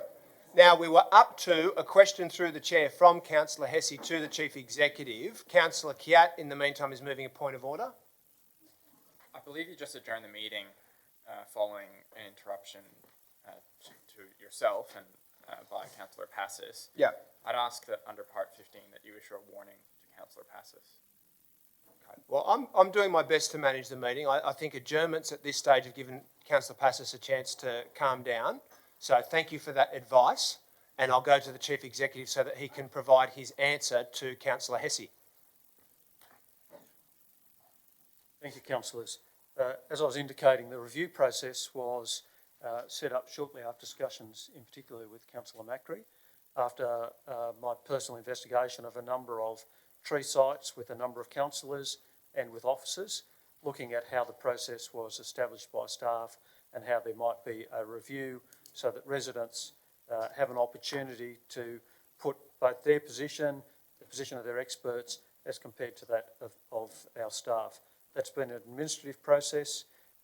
Every review so far has been in favour of the resident, including one this morning, and that review process from those that have been involved has been very successful. Just as a follow-up question, if I can, through you, could I ask how many reviews have been undertaken under the new regime? I'll put that question to the Chief Executive. I'll have to take that on notice, but there seemed to be an increasing interest in that review process. Okay. Thank you very much. If I can then make a few comments, if I can. Thank you. And thank you to the CEO. First of all, I wish to acknowledge all the residents who've come along this evening to present their views. I personally respect all of you, whether I agree with your final outcome or your take on it or not. Clearly, the issue of what happens on your private property is one that concerns every person, and quite reasonably so. I think what we've come down to, though, and I think we've been bogged down on council, is a combination of politics, which I'll leave for others to disseminate, and I think an unnecessarily blunt instrument. I think when, as Councillor Lockie said earlier, when the state government changed and withdrew the powers of planning powers from councillors, and accidentally, I don't think with any malice, removed appeals on trees, it caused a problem. We also have caught up in having 3 different policies with the amalgamation. I think all of us as councillors, whatever we differ on, and there's lots to differ on, but lots we agree on, want to help residents, and we have no interest in making life difficult for them at all. I know when I was on the previous Marrickville Council, and Councillor Macri and Councillor Skander may recall this, we had 3 tree appeals come to council at that time, 2004 to 2008. I frankly listened to the residents and voted to remove all 3 trees. I think that's the balance. I think that's what we want to get at. So we've got a process to remove trees that people don't want for any other reason. I think we've also got to go through a process where we discuss with residents what's dangerous and what's not. Because I think there's a lot of people, and I'm not having a go at anyone at all. I think a lot of people feel uncertain about trees and have at times unreasonable concerns about those trees. Other times, of course, they're very reasonable. And I think that's that question of balance where a trained arborist, and I'm not one of those, and no council around this table is a trained arborist, can actually give good advice and have that serious discussion with people. So it's a time for a break and a review, because, of course, to remove a tree on private property, it's not just the process of going through an arborist, but it's actually the physical removal that can cost a lot of money. So I think going down that road is not necessarily useful. I want to say thank you to the officers and all the residents who've taken time to respond to the latest round, and indeed the previous rounds. I think what's before us tonight in the recommendation is actually a useful way to go, and I'd actually encourage all of us around this table to try and find consensus around that if we can, to help residents and have a genuine policy outcome which is good for the environment and good for our community, where the balance is right. Thank you. Okay, thank you for that. Councillors, further discussion? Can I ask a question? No. Yeah, I'll come back to you. I just want to go to councillors who haven't had a chance to speak at all. Councillor De Cruz and then Councillor Stamoulis. I had a question. Well, actually, I have two questions. One is a follow-up question on the review as to how that works, because on what terms you're doing the review and overriding the guidelines on what the original recommendation was made on, which I believe, okay, it's a recommendation or in fact a determination. So that's one question. And the second, shall I do one question at a time or shall I do both? I think that's a good idea. Yep, I'll put that question to the Chief Executive.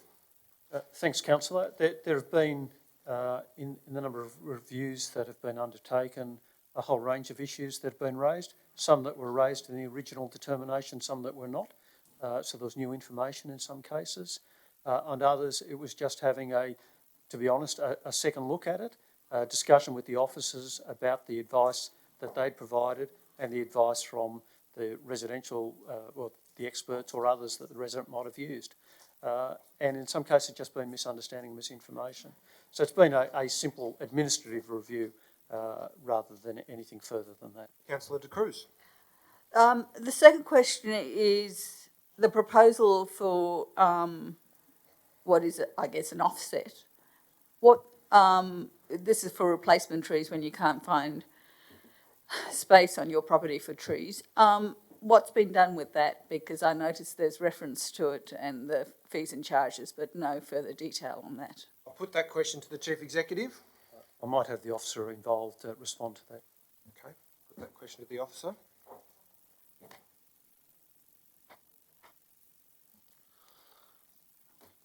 Thank you, Councillor. Through the chair, the question was relating to replacement planting, was it? Replacement planting when there's no space on your land or whatever, the payment fee.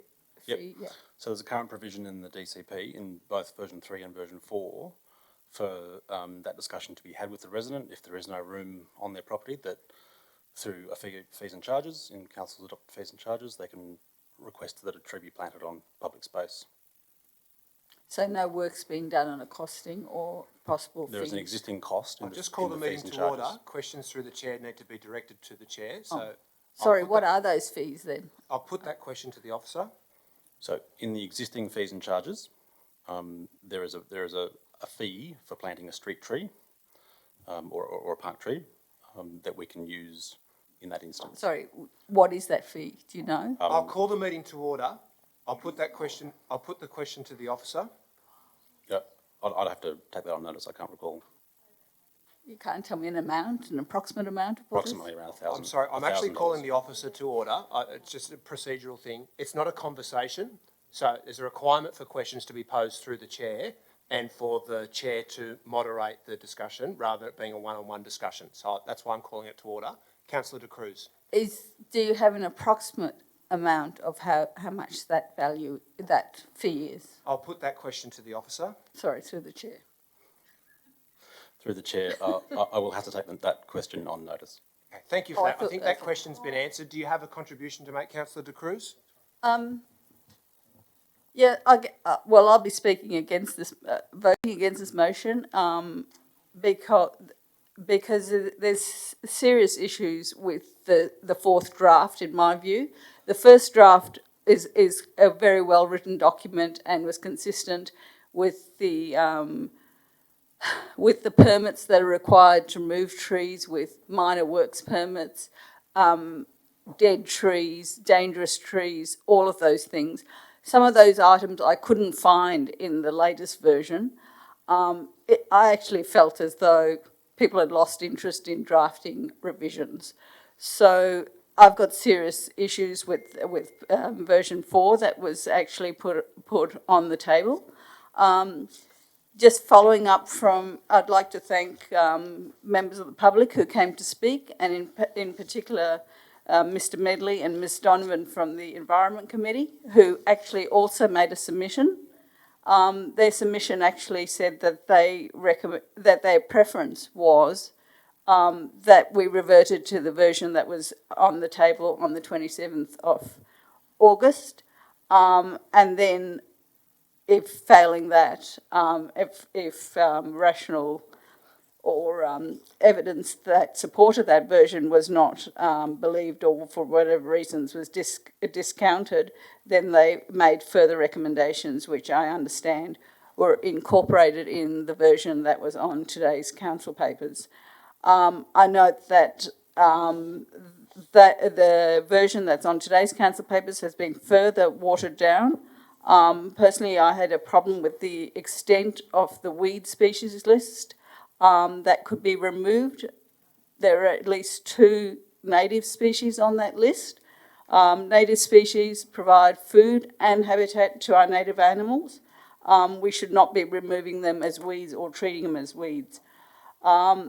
So, yeah, I just completely oppose to this watering down the tree DCP. The belief that we can continue on and that everything will be hunky-dory, I think that's quite unacceptable.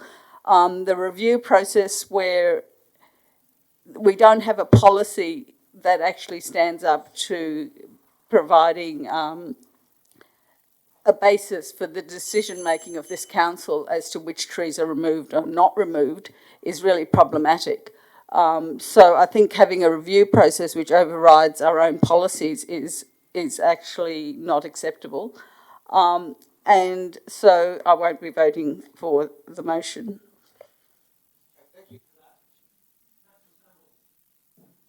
Thank you, Mr. Mayor. I'd like to ask a couple of questions first, if I could, and I already have 2 amendments there, which I believe that the staff will put up.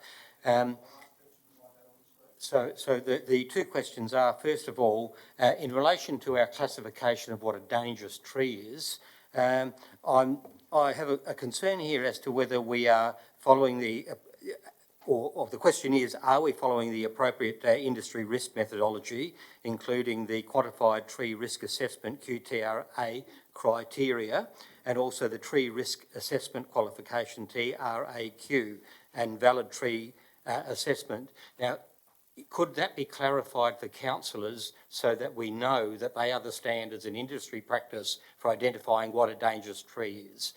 If we can't do that now, could we do that as a report to councillors? Thank you, Councillor. Yes, you're absolutely correct. We adopt the industry standard, best practice for defining a dangerous tree. Those particular things have those particular details, those codes that you've referred to, are exactly correct. Thank you, thank you. And my second is that section 5.2 V1(6), the application assessment criteria for complying development seems to be inconsistent with the State Environmental Planning Policy Exempt and Complying Development Codes 2008. Can any feedback be provided to me as to whether or not there's an inconsistency there, or could we review that in some way to see whether or not that is the case? I'm not sure I'm certain about the question, but I'll put that to the officers. Yeah. Councillor, I might just take that on notice for a moment, and I'll just confer with Elizabeth Richardson about the SEP arrangements. Thank you. Thank you for that. Now, in terms of the text of my talk, councillors and fellow residents, we have a variety of different options, a variety of different tree DCPs. No one's going to get this right. No one is going to get the majority of people. Absolutely not.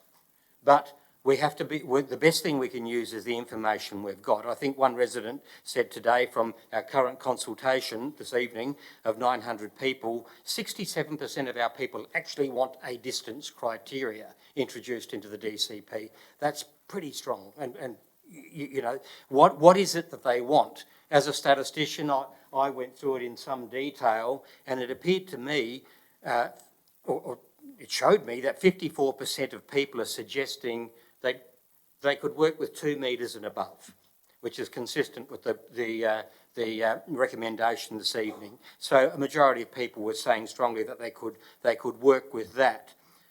I can work with it as a trial. I can work with it as a trial, and that's what we're committing to this evening. Most important too is that council needs to be signalling a measure that it thinks is appropriate for planting a tree as well to our community. It needs to be say to our community, I know that I have been told, and I don't know whether others have, that planting within 1 or 2 metres would not be recommended by your council. Well, here's a chance. to make that statement to our residents, saying, because we know our tree stock is getting older. It certainly is in Balmain. It's starting to get to 30, 40, 50 years of age. So maybe 10 years down the track, there might be some replacement going on, and we can say to our residents, you know, when you put that new one in, don't put it within half a metre of your house, or even within 2 metres of your house, because two things are going to happen in 10 or 15 years' time. You're going to want to remove it, and or it's going to be damaging your house. We get two very bad results out of that. We've got to remove the canopy, and you get 15,000, 20,000 to repair your house. Bad result, bad result. So here's a good chance to signal to our residents what a good measure is, probably up to 2 metres from what I've discovered in conversations with people. The inner west, as we know, has a very good canopy at the moment, sitting at 18%, compares very well with inner city areas. I've done the analysis, checked the data across the various cities, and for high density, old industrial areas, there's not a lot of them, but it works quite well, and it's quite, we have a good canopy. This tree DCP is saying we've still got to push it hard, still get to that 40%, and that will take some years. We won't do that without working with our residents. We've got to work with them to do this. Additionally, I would like to see a tree DCP and some commentary by our council that says tree owners are respected and valued. Mr. Mayor, could I have an additional? Oh, yeah, sorry, I can't ask, can I? Yeah.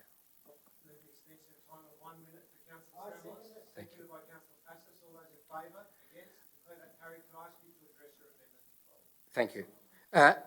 As a tree owner, I want to be respected and valued.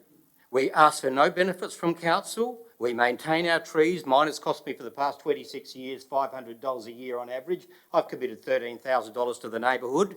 We pay the full financial cost. Now this DCP wants me to actually plant trees outside my property. How's that for being a tree owner? All the burden on the tree owners. All the burden. Now, I want to see a bit of that distributed out to maybe, who knows, yeah. Or I want some fairness from my council.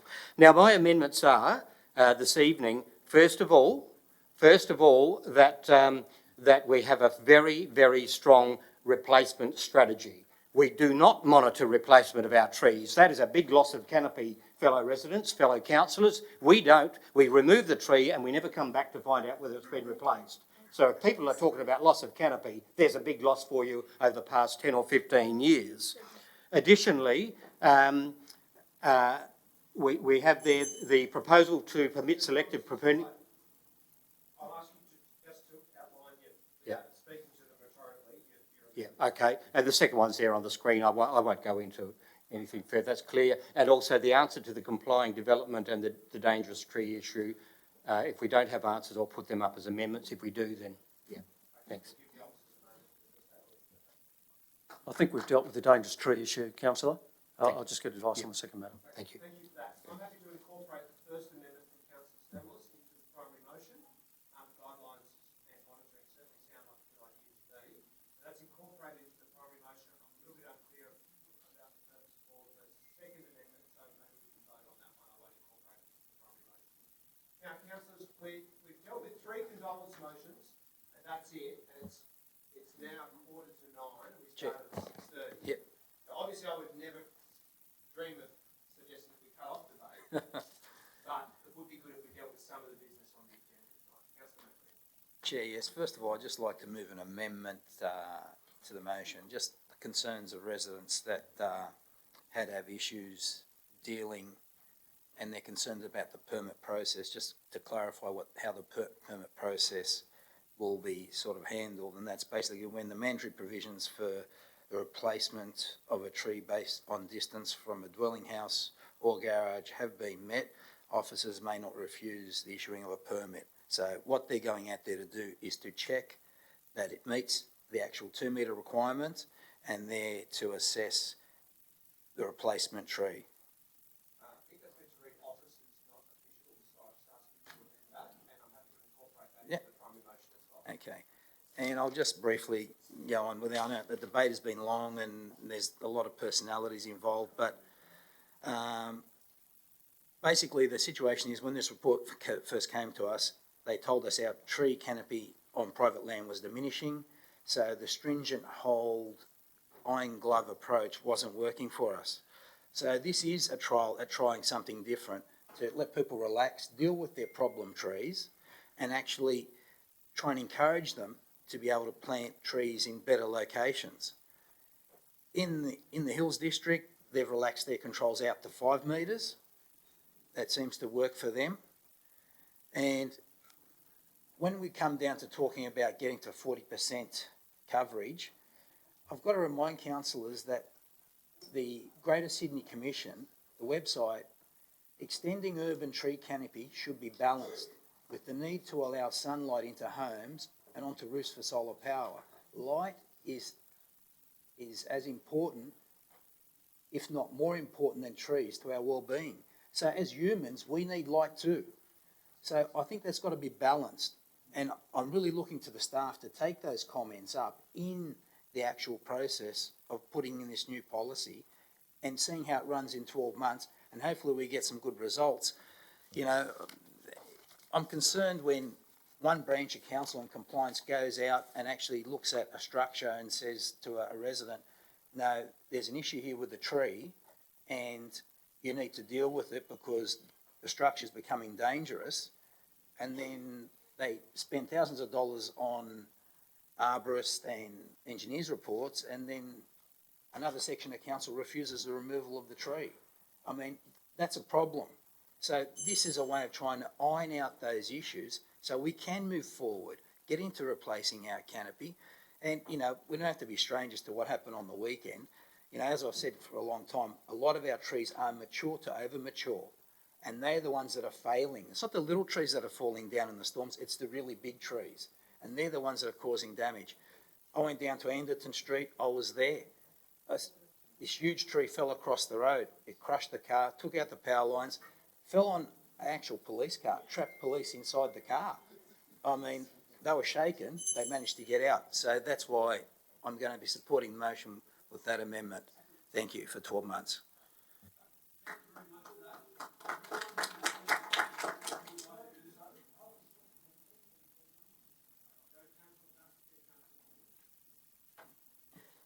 There's just something I want to raise here now for councillors to take on board. It's not a question. Well, the question is the staff do not know how much a replacement tree costs. Well, that's an assertion, not a question. Well, he couldn't answer it. Okay. I'll ask you to resume your seat. But Mr. Mayor, I'm just giving you the information. Thank you, but you have spoken to the matter already. No, but the question, I'm asking you, the council officer... Councillor Drury, yes. The councillor has spoken on the matter. Yes. We have been debating this matter for some time. I think it's in the I'm interests helping of the the orderly. council. I don't believe anyone apart from you thinks that. Okay. Thank you for that. I think it would Yeah, be I've got the good for us gist, Councillor to... Drury. I agree. So, Councillor Passis, I'll ask you to resume your seat. It's $1,400 and 12 months maintenance or I'll program. adjourn the meeting. Will you resume your seat? Okay, thank you. Councillor Porteous. Councillor Porteous has the floor. Just a question through the chair, and also then I'll speak after that. Yes. The question through the chair is relating to a tree that forms part of a heritage item. So this is coming from a particular constituent who has a tree. Their home is a heritage item and they're unable to remove the tree. And they would want to know what would be the situation under version 1, 2, 3 and 4 in terms of how that would be dealt with a tree that is next to a heritage item. I'll put that question to the officers. Can I just take that on notice just for a moment, because we're trying to deal with the matter that Councillor Stamlis has asked. My understanding is, because Councillor McKenna asked me this earlier today, my understanding is that the tree would be assessed on its merits. So if it was part of the heritage of that site with the house, so an old tree, then that would fall under the provisions. If it was a newer tree, then less so. But I'd like to confirm that with the officers. Okay, I think that's fair. Councillor Porteous, do you want to make your remarks and we'll come back for that question on notice? Okay, thank you. First of all, I'd like to thank everybody that's come along to speak to this item this evening. And I'd also like to very much thank the council staff who've done an enormous and really excellent job in working through versions 1, 2, 3 and 4. I think, to be honest, I think everybody's point is valid, but perhaps what we're missing in this is the fact that we're working with an amalgamated council, a forcibly amalgamated council, and we're trying to squeeze everybody's needs into one very simplified policy, and it really just doesn't work. The fact is that, and I thank the speaker who applauded earlier Leichhardt Council's approach to tree removal, that was a much fairer approach to actually achieving an outcome. And I think, I've obviously been on Leichhardt Council for quite a number of years, and I have done many hundreds of tree inspections where we actually went out, every second Saturday morning to visit usually a few trees on people's properties and to see, where the particular issues were and speak to the residents themselves, understand their concerns, and quite often overturned decisions that were made by the council staff because we could see, yeah, that's fair, that actually is something that we should be addressing. And it was really a hands-on grassroots approach to what is in fact a hands-on grassroots situation. It's not a one-size-fits-all. It's not, my fellow councillors have said, it's not 3 metres, it's not 2 metres, it's not 1 metre. In fact, there probably should be no meterage in this policy at all because it is a very individual approach for every individual tree, and each situation is completely different. But speaking from the point of view of the ward I represent, which is Balmain Ward, which is largely most of Leichhardt Council area, we're the fourth most densely populated area in Australia. We have incredibly small lot sizes, and we are fortunate that we have that very small amount, 18% of canopy, because it really makes our whole area so much more livable.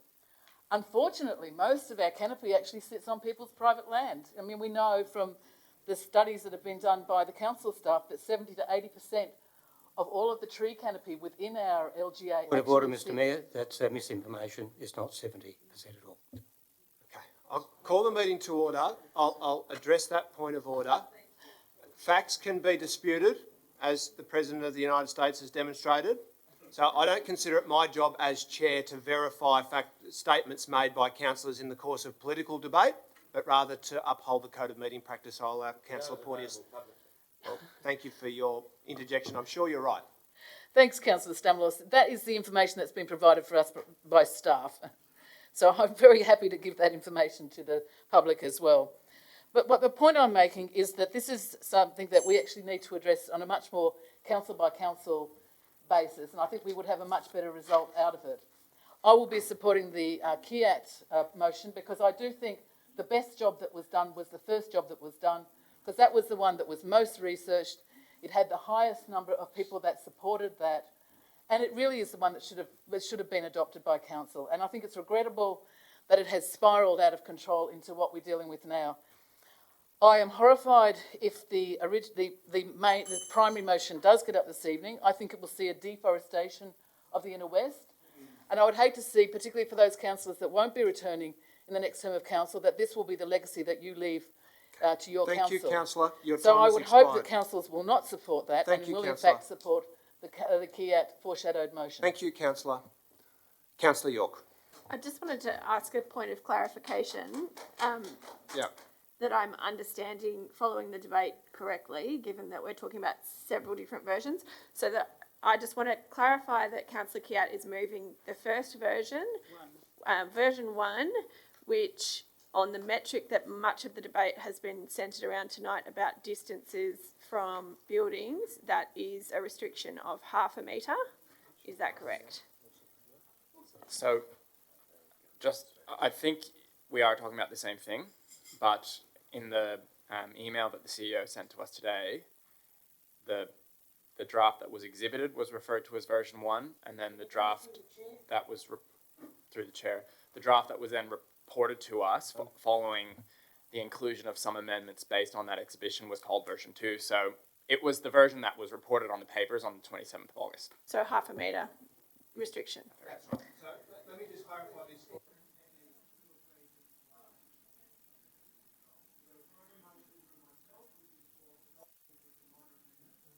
The version of the policy last put out on public exhibition. There's a foreshadowed motion from Councillor Passes which would see no changes to the DCP adopted but the matter referred for independent investigation. I've sought advice from the Manager of Governance about that, and I think the way forward, Councillor Passis, if you'd like to do that, is to nominate an agency such as the Ombudsman or some state government agency that you want to refer it to. If it's just an independent consultant, that will obviously have a price tag on it and it would require a funding source. So I'll ask you to address that. Mr Mayor, I nominate Ernst & Young. I'll laugh because they found the problems with the Civic Centre, well, how that was addressed, well, and they are Passis, independent and okay, well-respected. Councillor Passis, I'm not asking you to speak to it. You'll be required to nominate a funding source for that. All right, I nominate the $30,000 that you gave to the Aben Festival without it coming to council. Okay, that's a legitimate tactic. Councillor Passis, we're about to deal sometime tonight, perhaps, with a retrospective adoption of a decision that I made under delegated authority. Well, that money's already spent. No, it wasn't. Yeah. It's not a funding source. Yeah, but the money's spent, Councillor Passis, so you can dispute that when we get to the item, but you'll need to nominate a funding source if you want to hire Ernst & Young to investigate our tree policy. Well, the funding source could be all the things we're supposed to have done and we haven't done them, that the money was budgeted for. It actually can't be that, so I'm going to suggest, unless you can nominate one or an external agency who would investigate it for free. Well, Mr Mayor, maybe you can give me some leeway like you do to your Labor colleagues. Point of order, when Mayor. they put up motions, they don't nominate funding. Point of order, Mayor. It is clear that there's the no council funding has source. no source of funding. Okay. There is no point in continuance. Thank you. Can we move I'm going to on? rule that motion out of order. So the Councillor Passis' foreshadowed motion is out of order and is removed from the papers, which means we have a primary motion for adoption of version. It hasn't been removed from the live stream. That's fine. We have a primary motion essentially for adoption of version 3 and a foreshadowed motion for adoption of version 1. It's a little bit more nuanced than that, but everyone understands that. Okay, I'm going to waive my right of reply and we'll simply deal with the motions once we've dealt with Councillor Stamoulis's amendment. So the first one's been incorporated. If we could just scroll down to the Stamoulis amendment. So the proposal to permit that's the second. So there's a third one, is there? So there's now a third amendment, what becomes the second amendment from Councillor Stamoulis, that the application assessment criteria for complying development be reinstated as per Tree DCP version 1 to be consistent with the relevant SEPP. Can we get the answer from the officers about that question that was posed through the chair?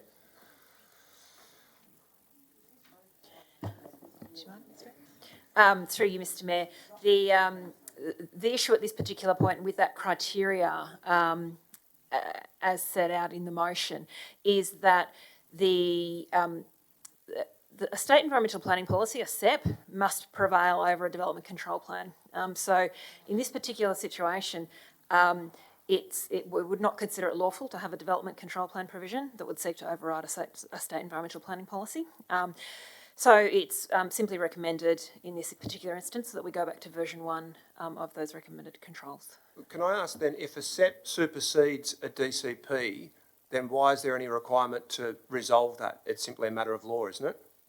It's largely moot. It's more for the clarification purposes more than anything else. Well, I'm confused as to what the amendment would achieve, and it's certainly a last-minute amendment, so I'll be voting against it, given that we've got the advice that the SEP will stand anyway. So we've got two amendments from Councillor Stamoulis that are not incorporated into the primary motion. And I'm going to ask whether there is a seconder for those amendments. If there is no Councillor Kiat will second those amendments. So we'll put both of those, the Stamoulis-Kiat amendments, which are amendments to the primary motion. I'll put the first of those now. All those in favour, please raise your hand. 1, 2, 3, 4, 5. All those against? 1, 2, 3, 4, 5, 6, 7, 8. That has been defeated. Clearly there are a couple of people who abstained. Did you capture that? Yeah. So in favour were De Cruz, Kiat, Be helpful Porteous. to recommit, because I think some of us thought you were doing both together. Sorry. If you're No doing them problem. Happy to recommit. So you're doing them seriatim, you're doing one at a time. Yeah, okay. The first Stamoulis amendment, which is on the screen in front of me, I'm not sure if it's in front of everybody. It's been moved by Councillor Stamoulis, seconded by Councillor Kiat. It's an amendment to the primary motion. If you're in support of that, please raise your hand now. Wait a minute, sorry, I need some clarification. No, I'm sorry. I'm going to commit the vote now. You recommitted because they asked you to. I need to be explained, what does it mean? That's a question to Councillor Stamoulis. Yes, please. Councillor Passos has posed a question to Councillor Stamoulis. We're simply saying that pruning to a 3 metre clearance requires a diameter of the branch. What should I say, of the branch? If you'd like it to be understandable. Yeah, okay, of the branch to be 150 mil. Yeah. Why have you put that up? Good question. Yeah. Just tell me why. Just tell me, with what you've heard, why have you put that up? Yeah, it's a recommendation that's come directly from our Environment Local Democracy Group. Thank you for that. Okay, LDG. that must be your area for the votes for September. Okay. No, come on, guys. We're almost at voting. I'll call the meeting to order. We're up to the voting. The debate has closed. I'm going to commit the vote on the Stamoulis-Kiat amendment, the first one that reads the proposal to permit selective pruning to a 3 metre clearance above the roof requires the branch diameter to be a limit of 150 millimetres. If you're in favour of that, please raise your hand. 1, 2, 3, 4, 5, 6. Okay, I've counted that. 1, 2, 3, 4, 5, 6. All those against? Oh, she's 1, saying a lie. 2, 3, 4, 5, 6, 7, 8, 9. That has been defeated.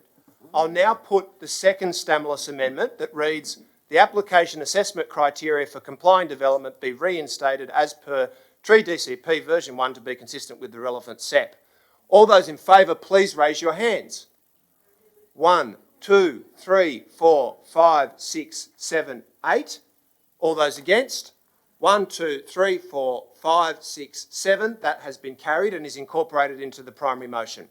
We now only have a primary motion which is moved by myself, seconded by Councillor Macri.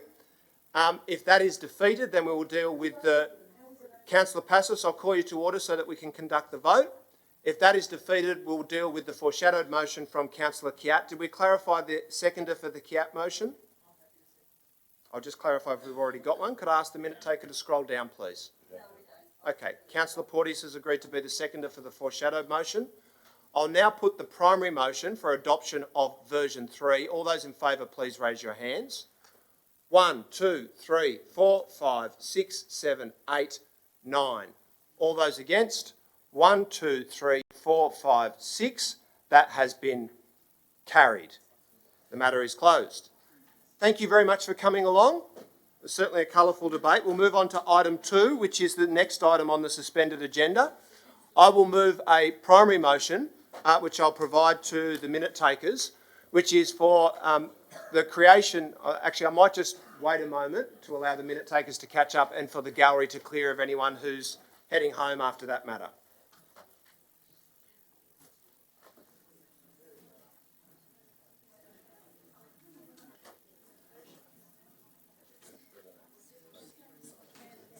Yeah, I'll send it to you now.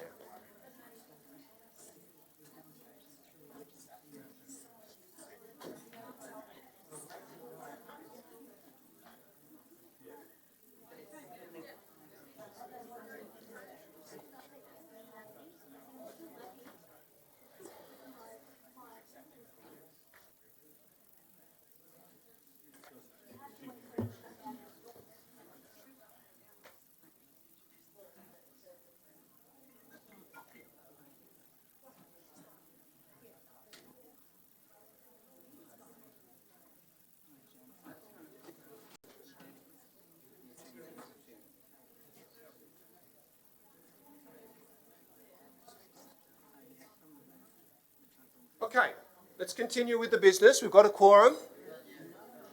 Councillor McKenna and Councillor Iskander have tabled a primary motion. Councillor McKenna. Thank you, Mr Mayor. This is a really nice thing to be talking about. The area of Leichhardt should be considered the Little Italy. We all acknowledge that there's Italians everywhere. There's Italians in Haberfield, Five Dock, Concord, the eastern suburbs, and out of places like Bosley Park. There's been groups of Italians over the years, but they did come to Leichhardt first, and they settled in Leichhardt, and they came, the first shipload of Sicilian immigrants, accompanied by the Capuchin monks that established Saint Fiacre. And in Leichhardt, and then the newsletter that morphed into becoming the La Fiamma newspaper. And of course the Apia Club was associated with Leichhardt and was a social hub for these people. Later on became COASIT, the headquarters still in Leichhardt, established to assist Italians, including new and young immigrants, and many of them were very young. And of course, COASIT's now an institution. The Palace Cinema took on the first Italian film festival. And as I said, since then Italians have moved far afield, but we can't take it away from the fact that Leichhardt is the home of those original post-war groups of Italians that came, and as we all know, many of them moved out after a little while, but there's so many remnants of the history of Leichhardt, and I think it's appropriate that this area be sent off to the Geographic Names Board with a request to be called the Little Italy. Thank you.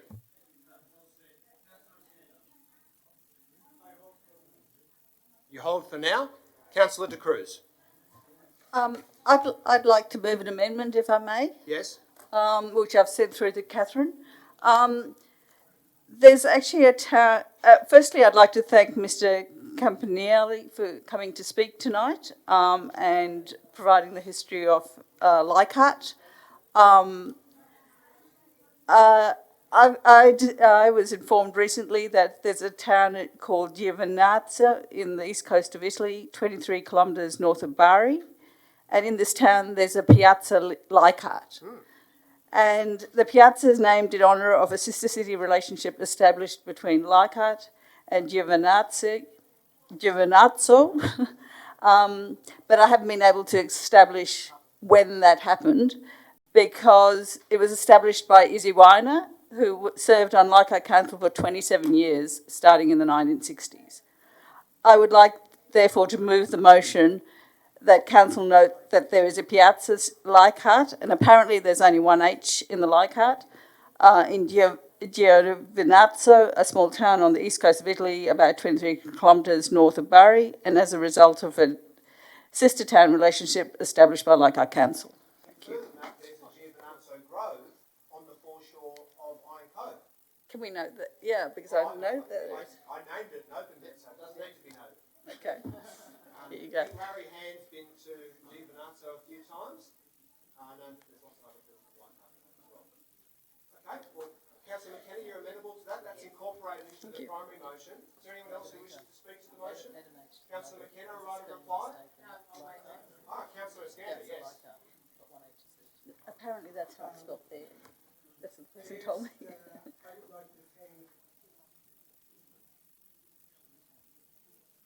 I would like to thank Councillor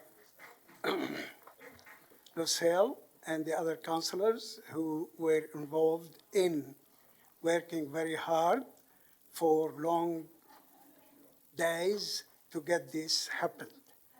I name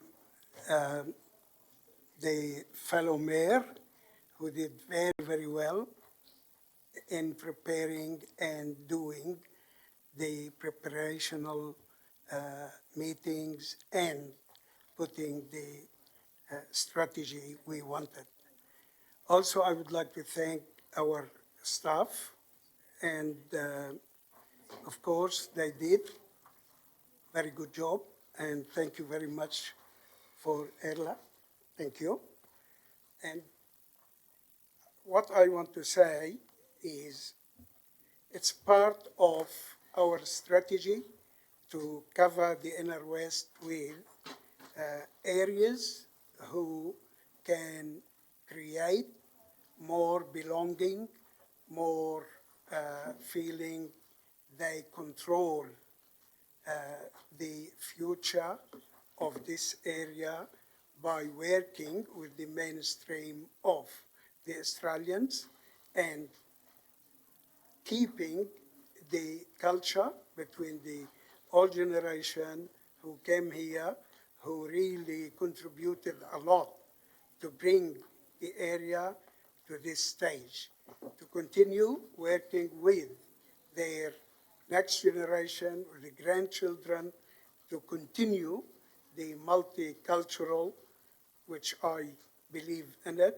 as you do, to be very active and work against what we call racism, Hanussism, and maybe some other figures in Australia.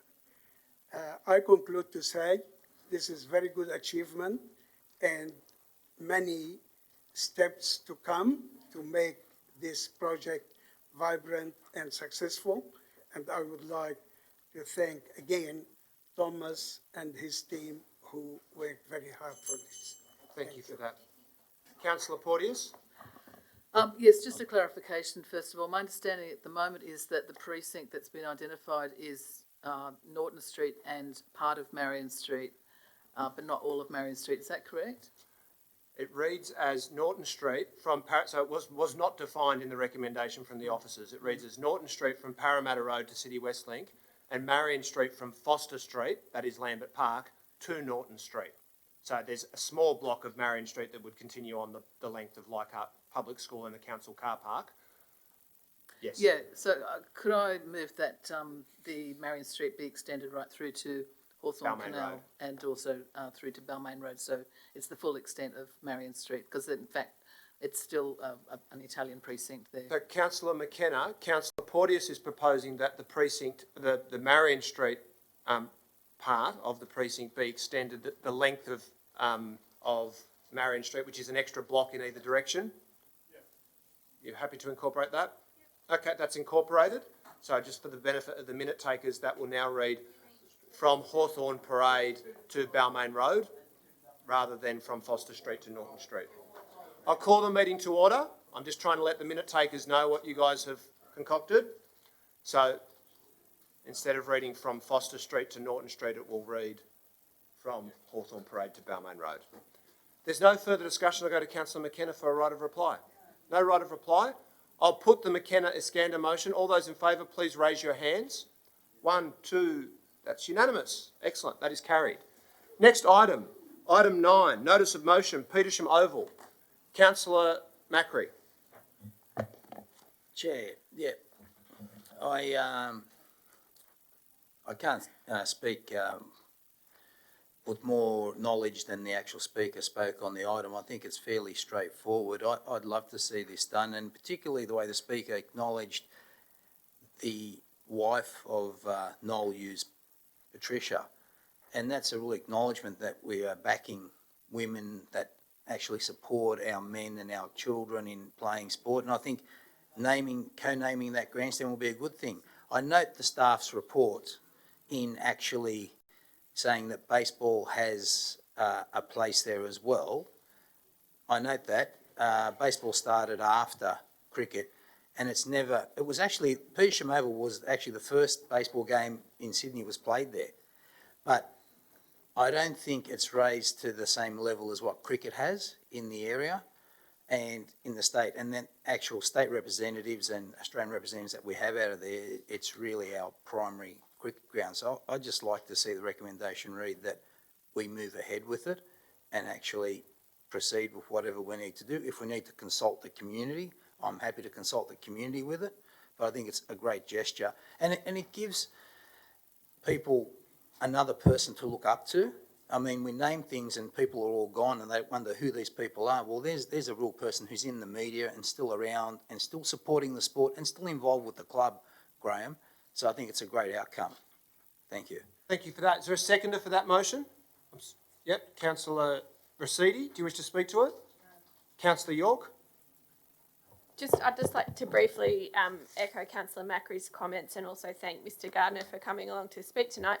I'd like to also acknowledge, as Councillor Macri has, I think the idea that the club's put of acknowledging the entire Hughes family is a really remarkable one, and I personally welcome that. I think it's terrific that we're seeing all the family members being acknowledged in this way. It does bring to my mind the question that I'd like to, not a question, but a point that I'd like to, I guess, flag with the council, that I think it's an important marker that the Randwick Petersham Cricket Club's put in the sand, and one that we as a council should resolve to meet, I think, in future namings of infrastructure.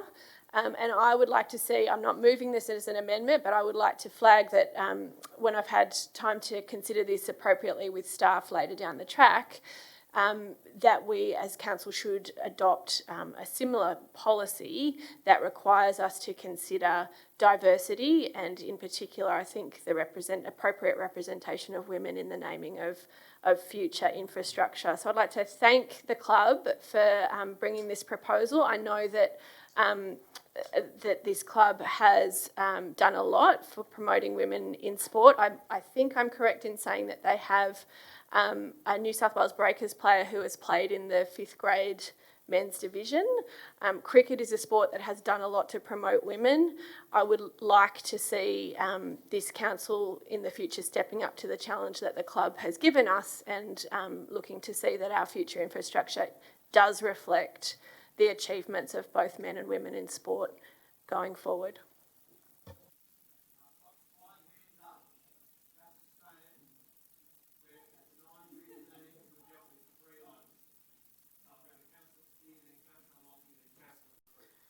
Thank you, Mayor.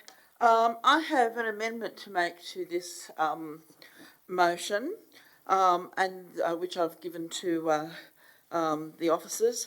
One, that the proposed name change and any alternative names identified by council staff be included in the plan of management for Petersham Park for public consultation, and 2, that this motion be deferred for until public consultation takes place. And the reason for that is that there is no urgency for this matter to be brought before the plan of management is promulgated and set out for public consultation, and piecemeal naming of council infrastructure to suit particular interest groups is not good policy and does not necessarily represent the best way of honouring people.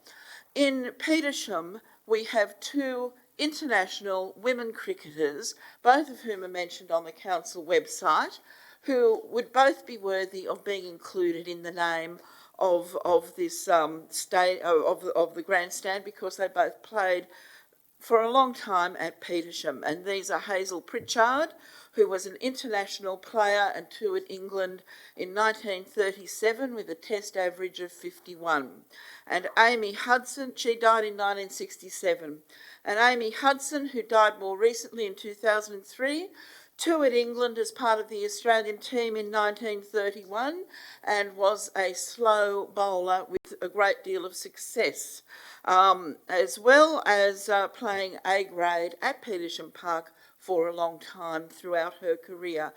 Hazel Pritchard also played New South Wales State basketball as well.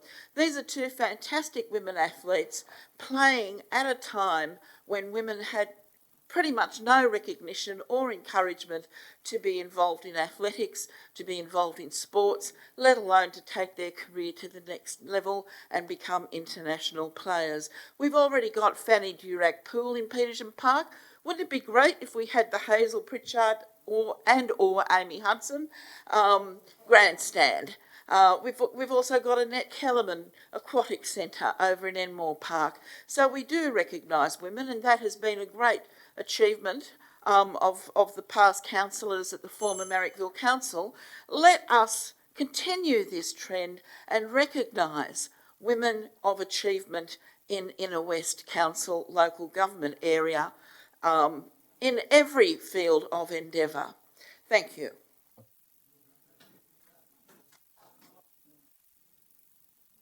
Just a question through the chair as to, I thank Councillor Macri for his speaking to me about the community consultation on this.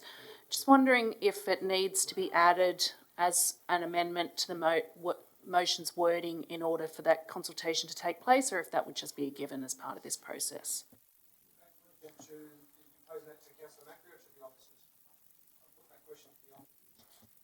I think for clarity to amend it so that consultation take place, particularly in light of the contribution from Councillor Steer.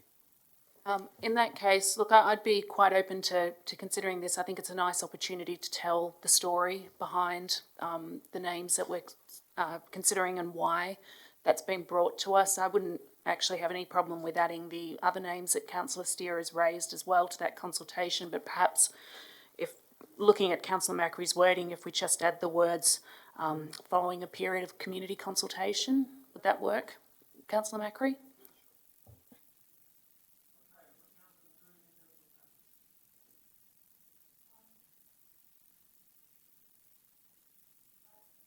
I guess following up, I was actually going to raise the same, mention the same cricket players as Councillor Steer has, but I might actually ask whether Councillor Steer will accept in her amendment that alternative names such as Amy Hudson and who was the other person be included in that Hazel motion. Pritchard. Hazel Pritchard actually get included in the motion, and actually the point of it is that when it goes out to consultation, these names are identified and these people are actually mentioned and discussed in the consultation paper.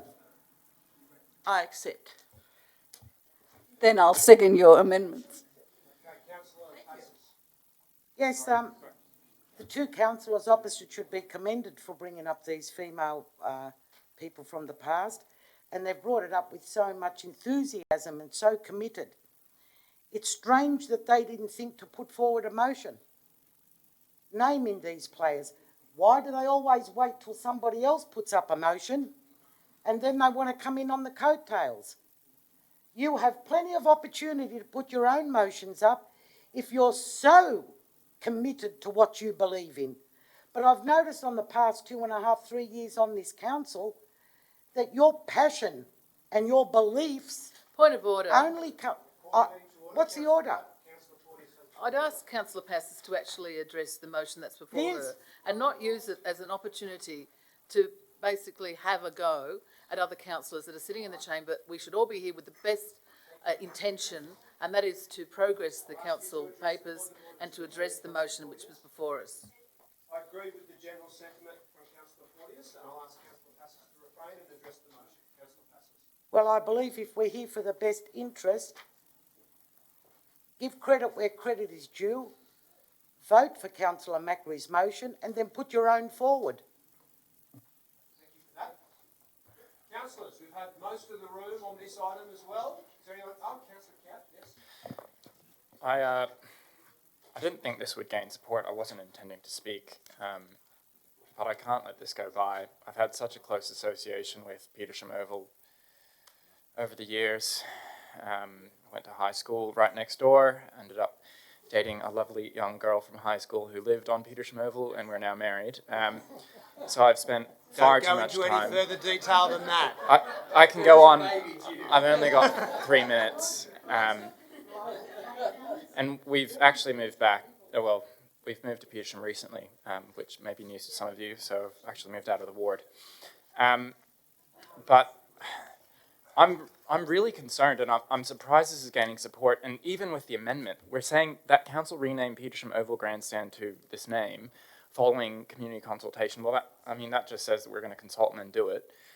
We really, if we want to be serious about this, this is an option. I'm thankful to Councillor Macri for bringing this forward, and I understand the sentiment of what Councillor Passes is saying, but as the council officer's comments state, this is a heritage park. It is so important to the people. I can't emphasize enough how important this park is to the people that live around it and that use it. For us to just tonight decide without any consultation that this is going to be the name and we're going to ask you yes or no, I just don't think that's fair. It should. I'm very happy for it to be included as one name amongst many, but it's just this is bad process. And I mean, I would have expected that it wouldn't have gained support. So I would implore that we at least consider that that council engage in community consultation on renaming Petersham Oval Grandstand, including consideration of the name the Hughes family Dudley Seddon Memorial Grandstand rolls off the tongue, or the names that were mentioned by Councillor Steer. But I just don't think that this approach is what the community expects of us with their treasured community assets that they see and they use every day. It's just not the way I'm flabbergasted, to be honest. And anyway, I hope that will be considered. Can we consider that as an amendment? Question to Councillor Mackard. Okay, I think he's answered that. Okay, we're up to 9:30. The officers Question will be to leaving Councillor in Macri is, 30 minutes. would you consider an amendment that council engage in community consultation on the renaming of Petersham Oval Grandstand, including the name of the Hughes family Dudley Your Seddon? question is, does Councillor Macri accept the amendment posed by Councillors Steer and De Cruz? No, it's a different one. It's one that Tom's putting forward. No, it's not. It's exactly the same. It's another one that he's putting forward in his name that says the same thing. Okay?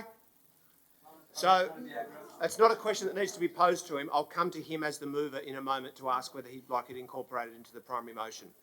Now, guys, come on. We do need to get on and deal with some of the business. This is important. Yeah, absolutely it's important. But I'm not sure that your caucus needs to have 5 speakers on every item. That's Point what, of order. That really, again, desist. I've It's got really the list here on unnecessary. each item, and there's No, always it's 5 really unnecessary. Okay, Desist. I'll I'd ask like you to ask a I'll question ask if you I to can. cooperate in trying to get things moving, because the officers are leaving in 35 minutes. Point of fact, I haven't spoken the last 2 matters. Let you know. We've only had 3. You're not going to stop the meeting because they're doing that? No, of course not. Well, they're not screaming at anyone, Julie. No, well, I can't help my voice. Well, you can. No, I can't. You're not a child. I don't whisper, I'm not... Councillor Porteous, your question. Yeah, through the chair, I'd like to ask the relevant officer, which is probably going to be the CEO, where the council is determining to make a change of name of any significant place or structure, parks, streets, large pieces of council infrastructure.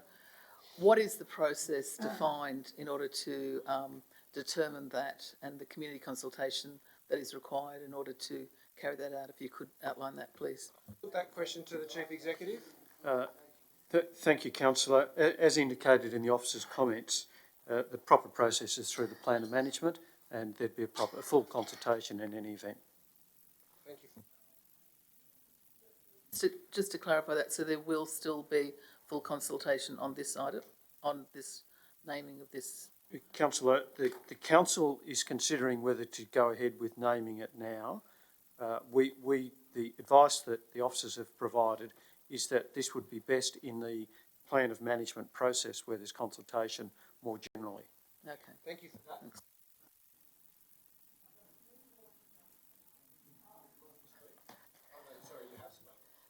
No, I didn't. Okay, question, I can rephrase it as a question. The information we just got from the General Manager is, why was it so easy to change the logo without consultation? And we've got a big problem I'm going to rule that with that's this not motion. relevant as a question.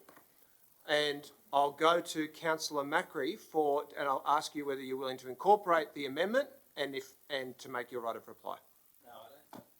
No, Chair, I don't think I will incorporate the amendment. And the Rang Petersham Cricket Club approached me and asked me to put this forward on their behalf. They're the primary users of that field, and they've been playing cricket there since time began. Actually playing in the field, I got this from Chris Meter today, before it was even a field. They were playing cricket there. The work to upgrade the actual grandstand is being undertaken now. So instead of council doing something, going back and redoing it later, that's their sense of urgency, what came to them. And I do acknowledge what Councillor Steer said about the other ladies, but we're talking about a family, which is very unusual, a family commitment of 60 years and still ongoing. It's still ongoing from one family, from Noel, Patricia, Graham, and he's represented New South Wales Rugby League and cricket.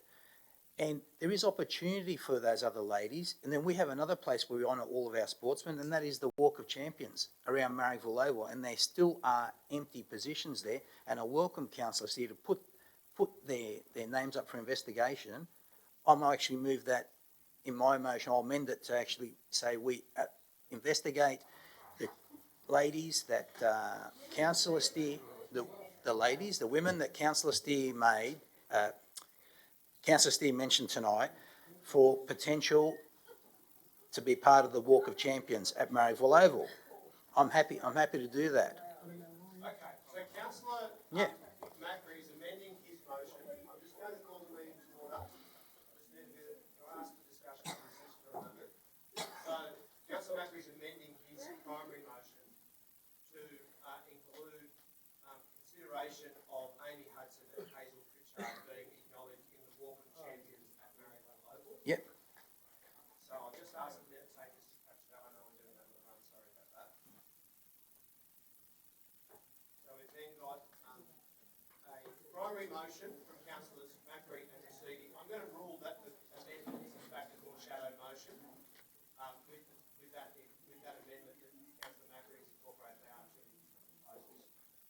And so we'll deal with the Macri-Nasidi primary motion, and if that's defeated, we'll consider the Steer and Cruz foreshadow motion. Can I just say a point of order? The wording of the motion, the council rename and then following community consultation. I mean, community consultation, you've got to have, you can't already decide and then go and consult. So I think the wording would have to be consider the renaming in order for it to be a valid motion, otherwise it contradicts itself. I'm going to rule that it is a valid motion and that that's semantic. And I'll put the primary motion. All those in favour, please raise your hands. 1, 2, 3, 4, 5, 6, 7, 8, 9, 10. All those against? 1, 2, 3, 4. Councillor Hesse, are you for or against that? No. Yeah, you have. No. That has been carried. Putting your stuff up and she just... Okay, so up to item 10. No, they're doing it separate. Initiate separate. the proposal They're separate. It's a to different thing.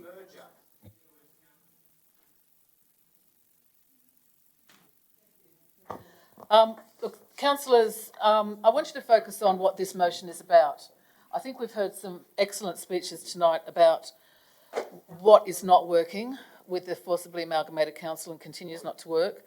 But I do want to focus on what this is about. This is about talking about the fact that we have had 3 very good, high-functioning councils, that we were forcibly amalgamated, that there are councils that are currently undertaking a demerger process, and I've outlined those 2 councils, Snowy Valleys Council and Cootamundra Gundagai Regional Council, and that similarly in our council area, particularly in the Leichhardt area, there are a lot of people that would like to see us de-amalgamate. The core issue as well is the fact that although many of us have said over and over again, this should have always gone to a vote. We should have been able to vote for this. And I think it was a travesty, particularly when we had to present to the delegate that the delegate refused to allow any kind of vote to happen to enable the community to properly express whether they wanted to be amalgamated or not. So the community has essentially been denied that right to have a say in whether they wanted to be amalgamated or not. This is giving us an opportunity to request that. I recognise the fact that we are requesting that from a coalition government, but I also recognise the fact that we are in a rather unique situation because Shelley Hancock, who is the Minister for Local Government, has been particularly open to these kind of issues and particularly open to listening to communities that feel they're not being well served in an amalgamated state. So I think we should take that momentum and take that advantage that we have with this particular minister to put that request to the minister that the community be allowed to have a referendum which will be funded by the state government in order to enable the community to decide whether they wish to demerge or not.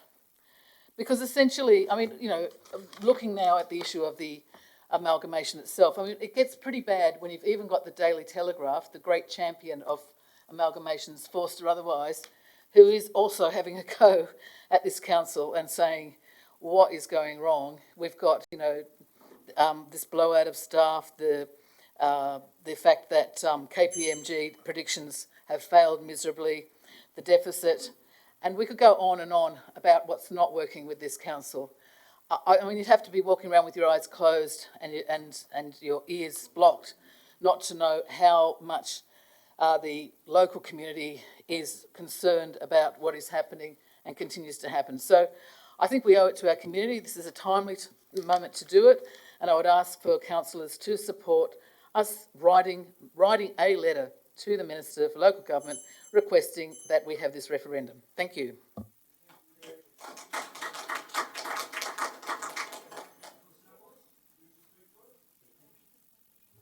Thank you, Mr Mayor and councillors. In 3 months' time, we'll be entering our 5th year of this merger, our 5th year of the merger, and I don't think we've got it together.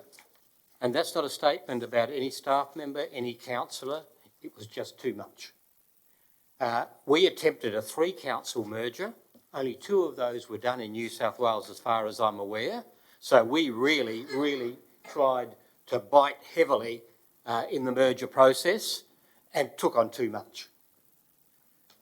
I've always said that we should demerge. We should have never merged in the first place. And my second comment is we got the wrong merger anyway. We got the wrong merger. And therefore, one resident commented tonight, we've never established that community. And that's precisely the reason why. We didn't get the right merger if we had to have one. The only criticism I have, if I can, Councillor Porteous, with the wording is that we were forcibly amalgamated. We weren't forcibly amalgamated. I think we offered it up. That was the problem. Waverley was not forcibly merged. Randwick wasn't. North Sydney wasn't. Hunters Hill wasn't. Willara wasn't. 100 other councils weren't. How come it happened just to us? That's something I think our public will ask the question forever. Forever they'll be saying, why did it happen just to us? And I think that's something. But what we do know is that very soon after the mergers, the Premier disbanded this policy, turned her back on this policy and killed it off. And as Councillor Porteous has rightfully stated right now, is that state government is open to discussion with councils on a meaningful basis. We can take that opportunity, and that's what Councillor Porteous is saying. We have that opportunity to elicit some goodwill at least out of this. So I think it's very, very important that we pursue that. The other thing is that you've recently read in the some quality papers in New South Wales. There are some that 2 leading authorities on local government have said exactly as I've been saying for the last few years. We've seen no savings, we've seen no improvement in services, and we should have a public inquiry into those mergers that have occurred. So you've heard me go on about it for years. Now specialists are coming in as we approach the entry of our 5th year. Specialists are coming in to say there must be a public inquiry, and these are authorities in that area. So I feel as though we're not a local council. We're far too big for that. We're a big regional council. Do we want to stay as that, or do we want to return to being a local council? I hope that this motion that Councillor Porteous is committed to by every councillor here. Our community have never been asked, and it's time to ask them. Thank you. Thank you, Councillor Porteous, for bringing this up once again. Yes, we should have gone to a vote. Yes, we all loved our former councils. Yes, we've got the raw end of the deal in forcibly amalgamating 3 councils, and they were forcibly amalgamated, and anything other than that is a slight on both Councillor Byrne and Councillor Iskander and myself, who were the 3 sitting mayors at the time. We sat through all of those delegates' meetings, and it was a forced amalgamation. There was no alternative. The councils that weren't amalgamated or got tied up in the court, and then the Premier abandoned it, as you know. But we all know that mergers any merger takes at least 2 terms to settle, at least. Talk to anybody who's in a merged council, it takes a long time. My reason for not supporting this is twofold. The Premier will not support us having a referendum. I can guarantee it. She'll just laugh her head off when she gets a letter from us asking for her. The reason she's allowing it in the southern part of the state, of course, is their National Party seats, and that's why she's bending over for those people. But nobody says even if their plebiscites work, whether they'll accept it. She'll accept actually a demerge. But the key thing for me is our staff. We've got 1,500 staff. They don't need to be unsettled again. They've had the most horrendous time. Most of them have worked under 3 or 4 general managers or CEOs. They've had many restructures in this 4-year period. And why would we want to put them in a position where they feel that their jobs, their role is 1, not valued, and 2, maybe not continuing? I think it's just mischievous for us to be doing this at this time, and from an industrial point of view, I want to support the staff, and I don't think we should be going down this path at this time. There is absolutely no vehicle to demerge. It's a waste of time. Yes, thank you, Mr. Mayor. There's a few things in here that really aren't right.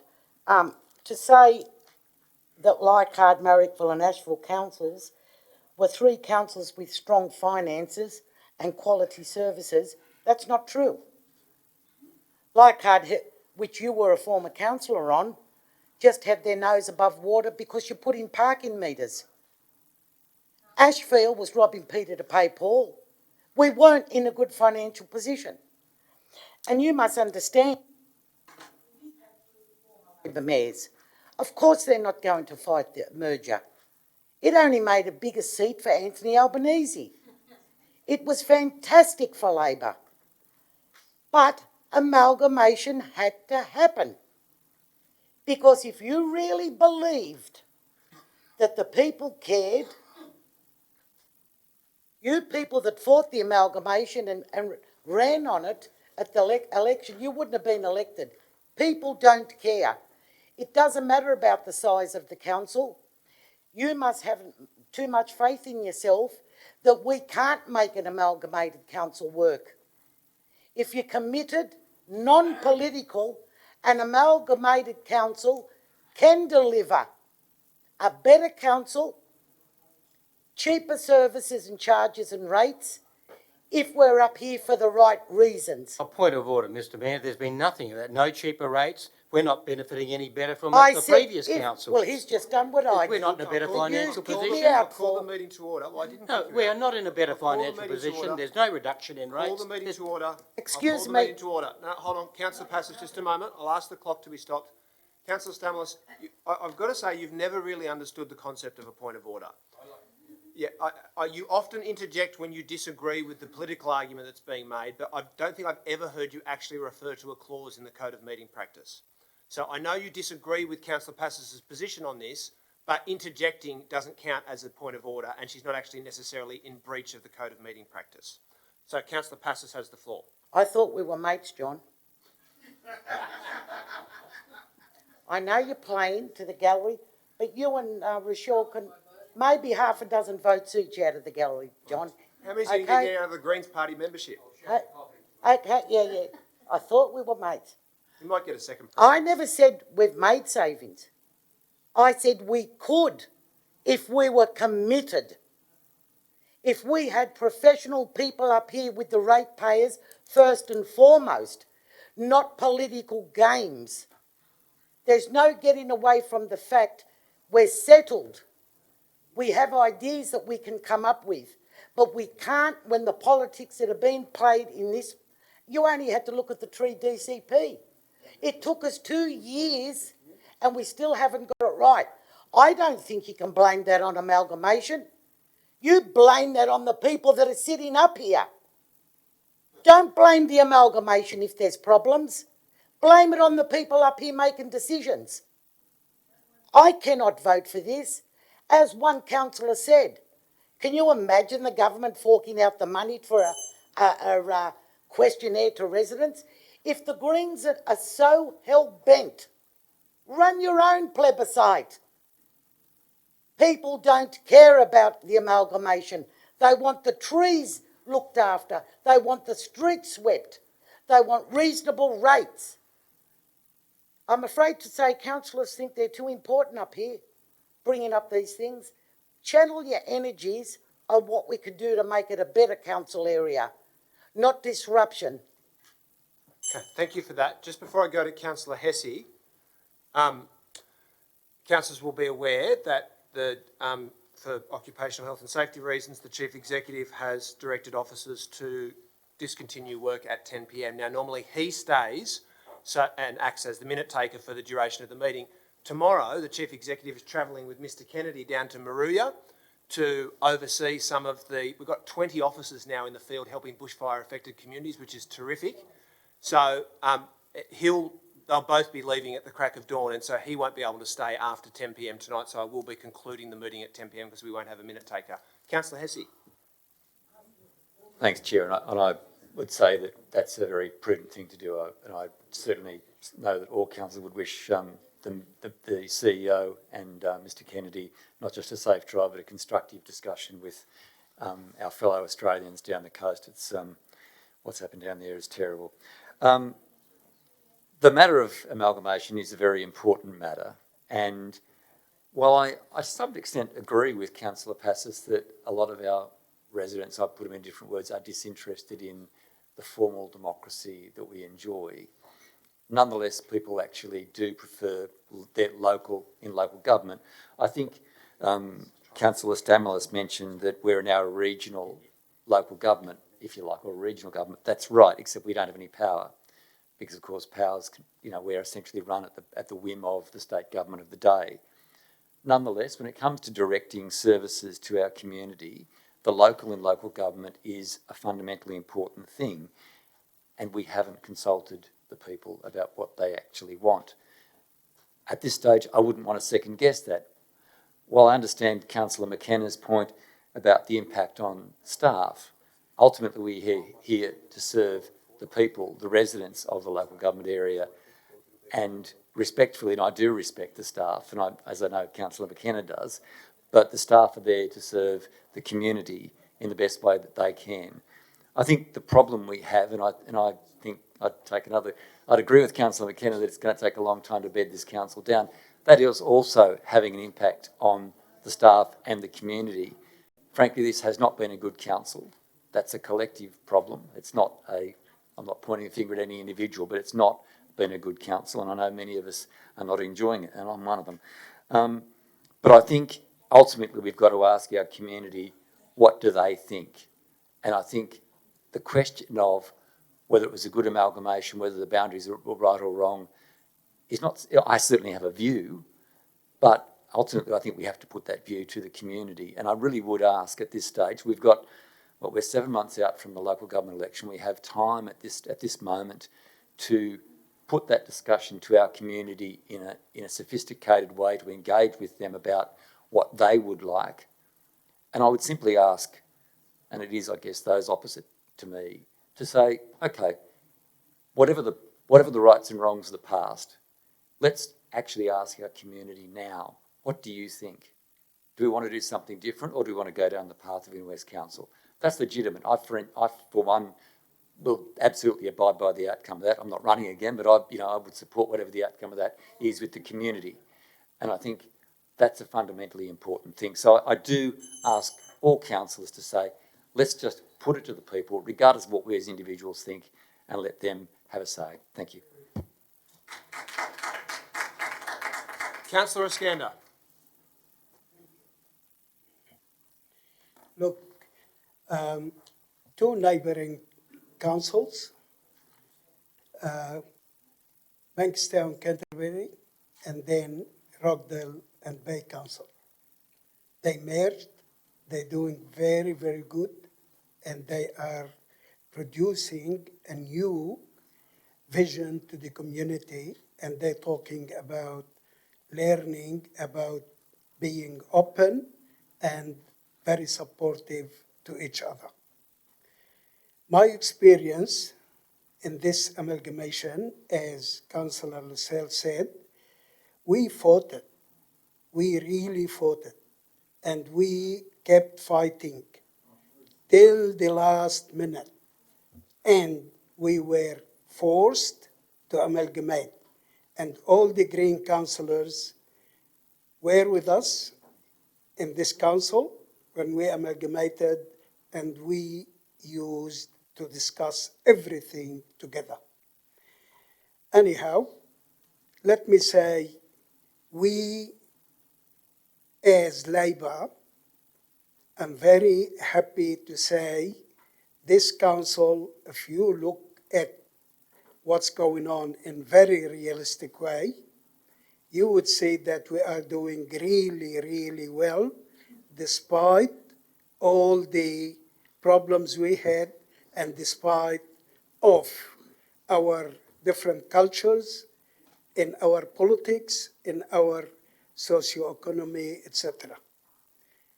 I want to say one thing. The cost of going back, it's very much bigger, not only in financial, but also in cultural and other services. Let me tell you that we in Marrickville Council, now we feel we are very important part of the Inner West. Wherever I go, I see the support for that, but of course, they are asking us about how can we improve our services, how can we protect our, what they call, 1 minute? Yeah? Yeah. Okay. Of course, all the points being raised, I agree with most of it, but that's not the problem. We expected that, and we expected even worse than that. And just remember, we had problem between each other, and we wanted to solve this in very cooperative way, not as individuals, groups. We want to say to our... Yes, 1 second. I want to tell my community that we are a very good council. Don't listen to any other than that. Thank you. Is there anyone who hasn't spoken who would like to do so in the 6 minutes we have?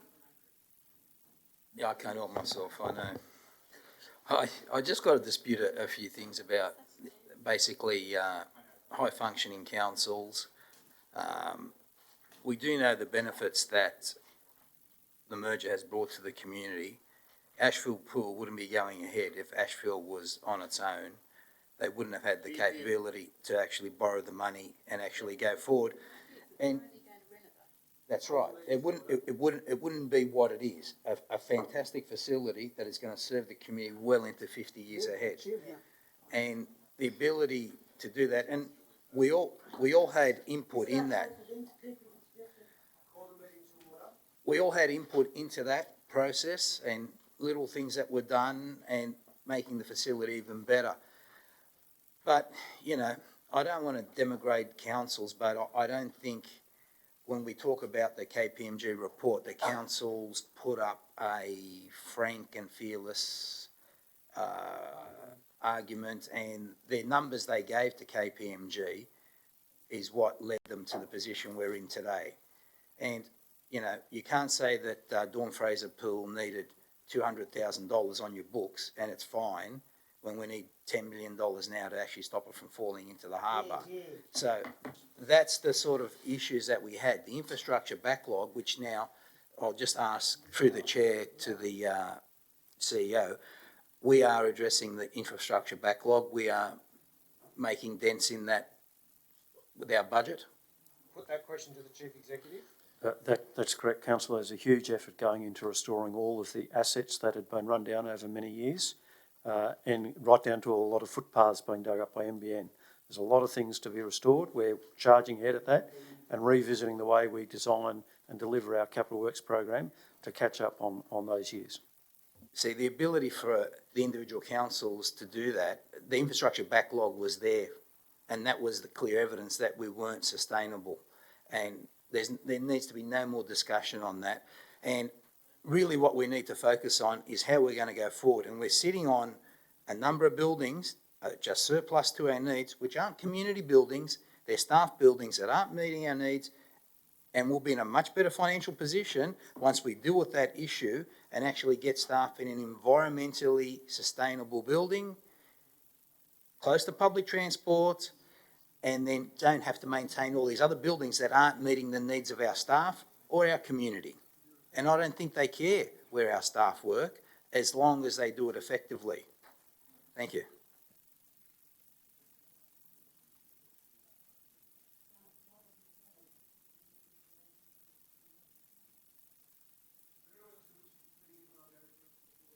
Of reply, I'll note that there's a request from the officers that we deal with at least one of the tenders prior to the closure of the meeting, and we've got 5 minutes to go. Councillor Porteous.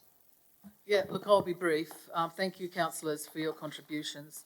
I guess it's actually pretty evident, even in this meeting tonight, the price that democracy is paying with this forced amalgamation, because we're sitting here almost 10 o'clock. We've only dealt with a handful of items, and a lot of that is down to the fact that we're working within an amalgamated council. And what frightens me even more is that at some stage, somebody's going to say, oh, well, let's reduce even further the contribution of the community. Let's make it even harder for the community to actually participate in this council, and let's reduce even further the contribution of councillors. Because the reality is we're working with 3 fully functioning councils, which we've tried to push together into one council, and it simply isn't working. I mean, I think that when you start raising issues about, isn't it going to be good when we start to sell off council property? I mean, that is such a horror of an argument as to why we should remain amalgamated. That is not what the community wants. And, you know, I have to be honest, I'm pretty horrified with some of the points that were made. You know, it's been made that this amalgamation was all about political motivation by one of my colleagues there. I was told that, yes, of course we want to be concerned about the staff, but how about the residents? I mean, I think that the residents should get a say in this as well. I mean, of course the staff are important, but I'll tell you what, the staff have had a pretty rough run of this. You know, how many of our wonderful staff have had to jump through 10 hoops to get their jobs back, or have had to, at the end of the day, give up and take a voluntary redundancy? And how bad is the morale in council, and continues to be? You know, the fact is that this is not a happy staff at the moment, and it's largely to do with the fact that they're working with this forcibly amalgamated council. And the residents, they get a say in this. At the end of the day, we are elected by the residents. We are here to serve our local communities. But the argument being put forward is that they don't get a say. You know, I'm horrified as well that because Gladys might say no or might laugh at us, therefore we don't even ask the question. You know, literally what really blows my mind is the fact that we are asking one thing of the council tonight: write a letter to the Minister for Local Government and ask the Minister for Local Government to fund a referendum. But no, even that we can't do. We can't do because, they might say no. Well, how about we give it a go, eh? I don't know. Are you frightened that they might say yes? Are you frightened that we might even move to a referendum? Are you frightened that if we move to a referendum that the community might say, actually, we do want to demerge? So how about we let the community make these decisions, and how about we enable that by agreeing with this motion tonight and moving forward, listening to the community instead of shoving them to the side?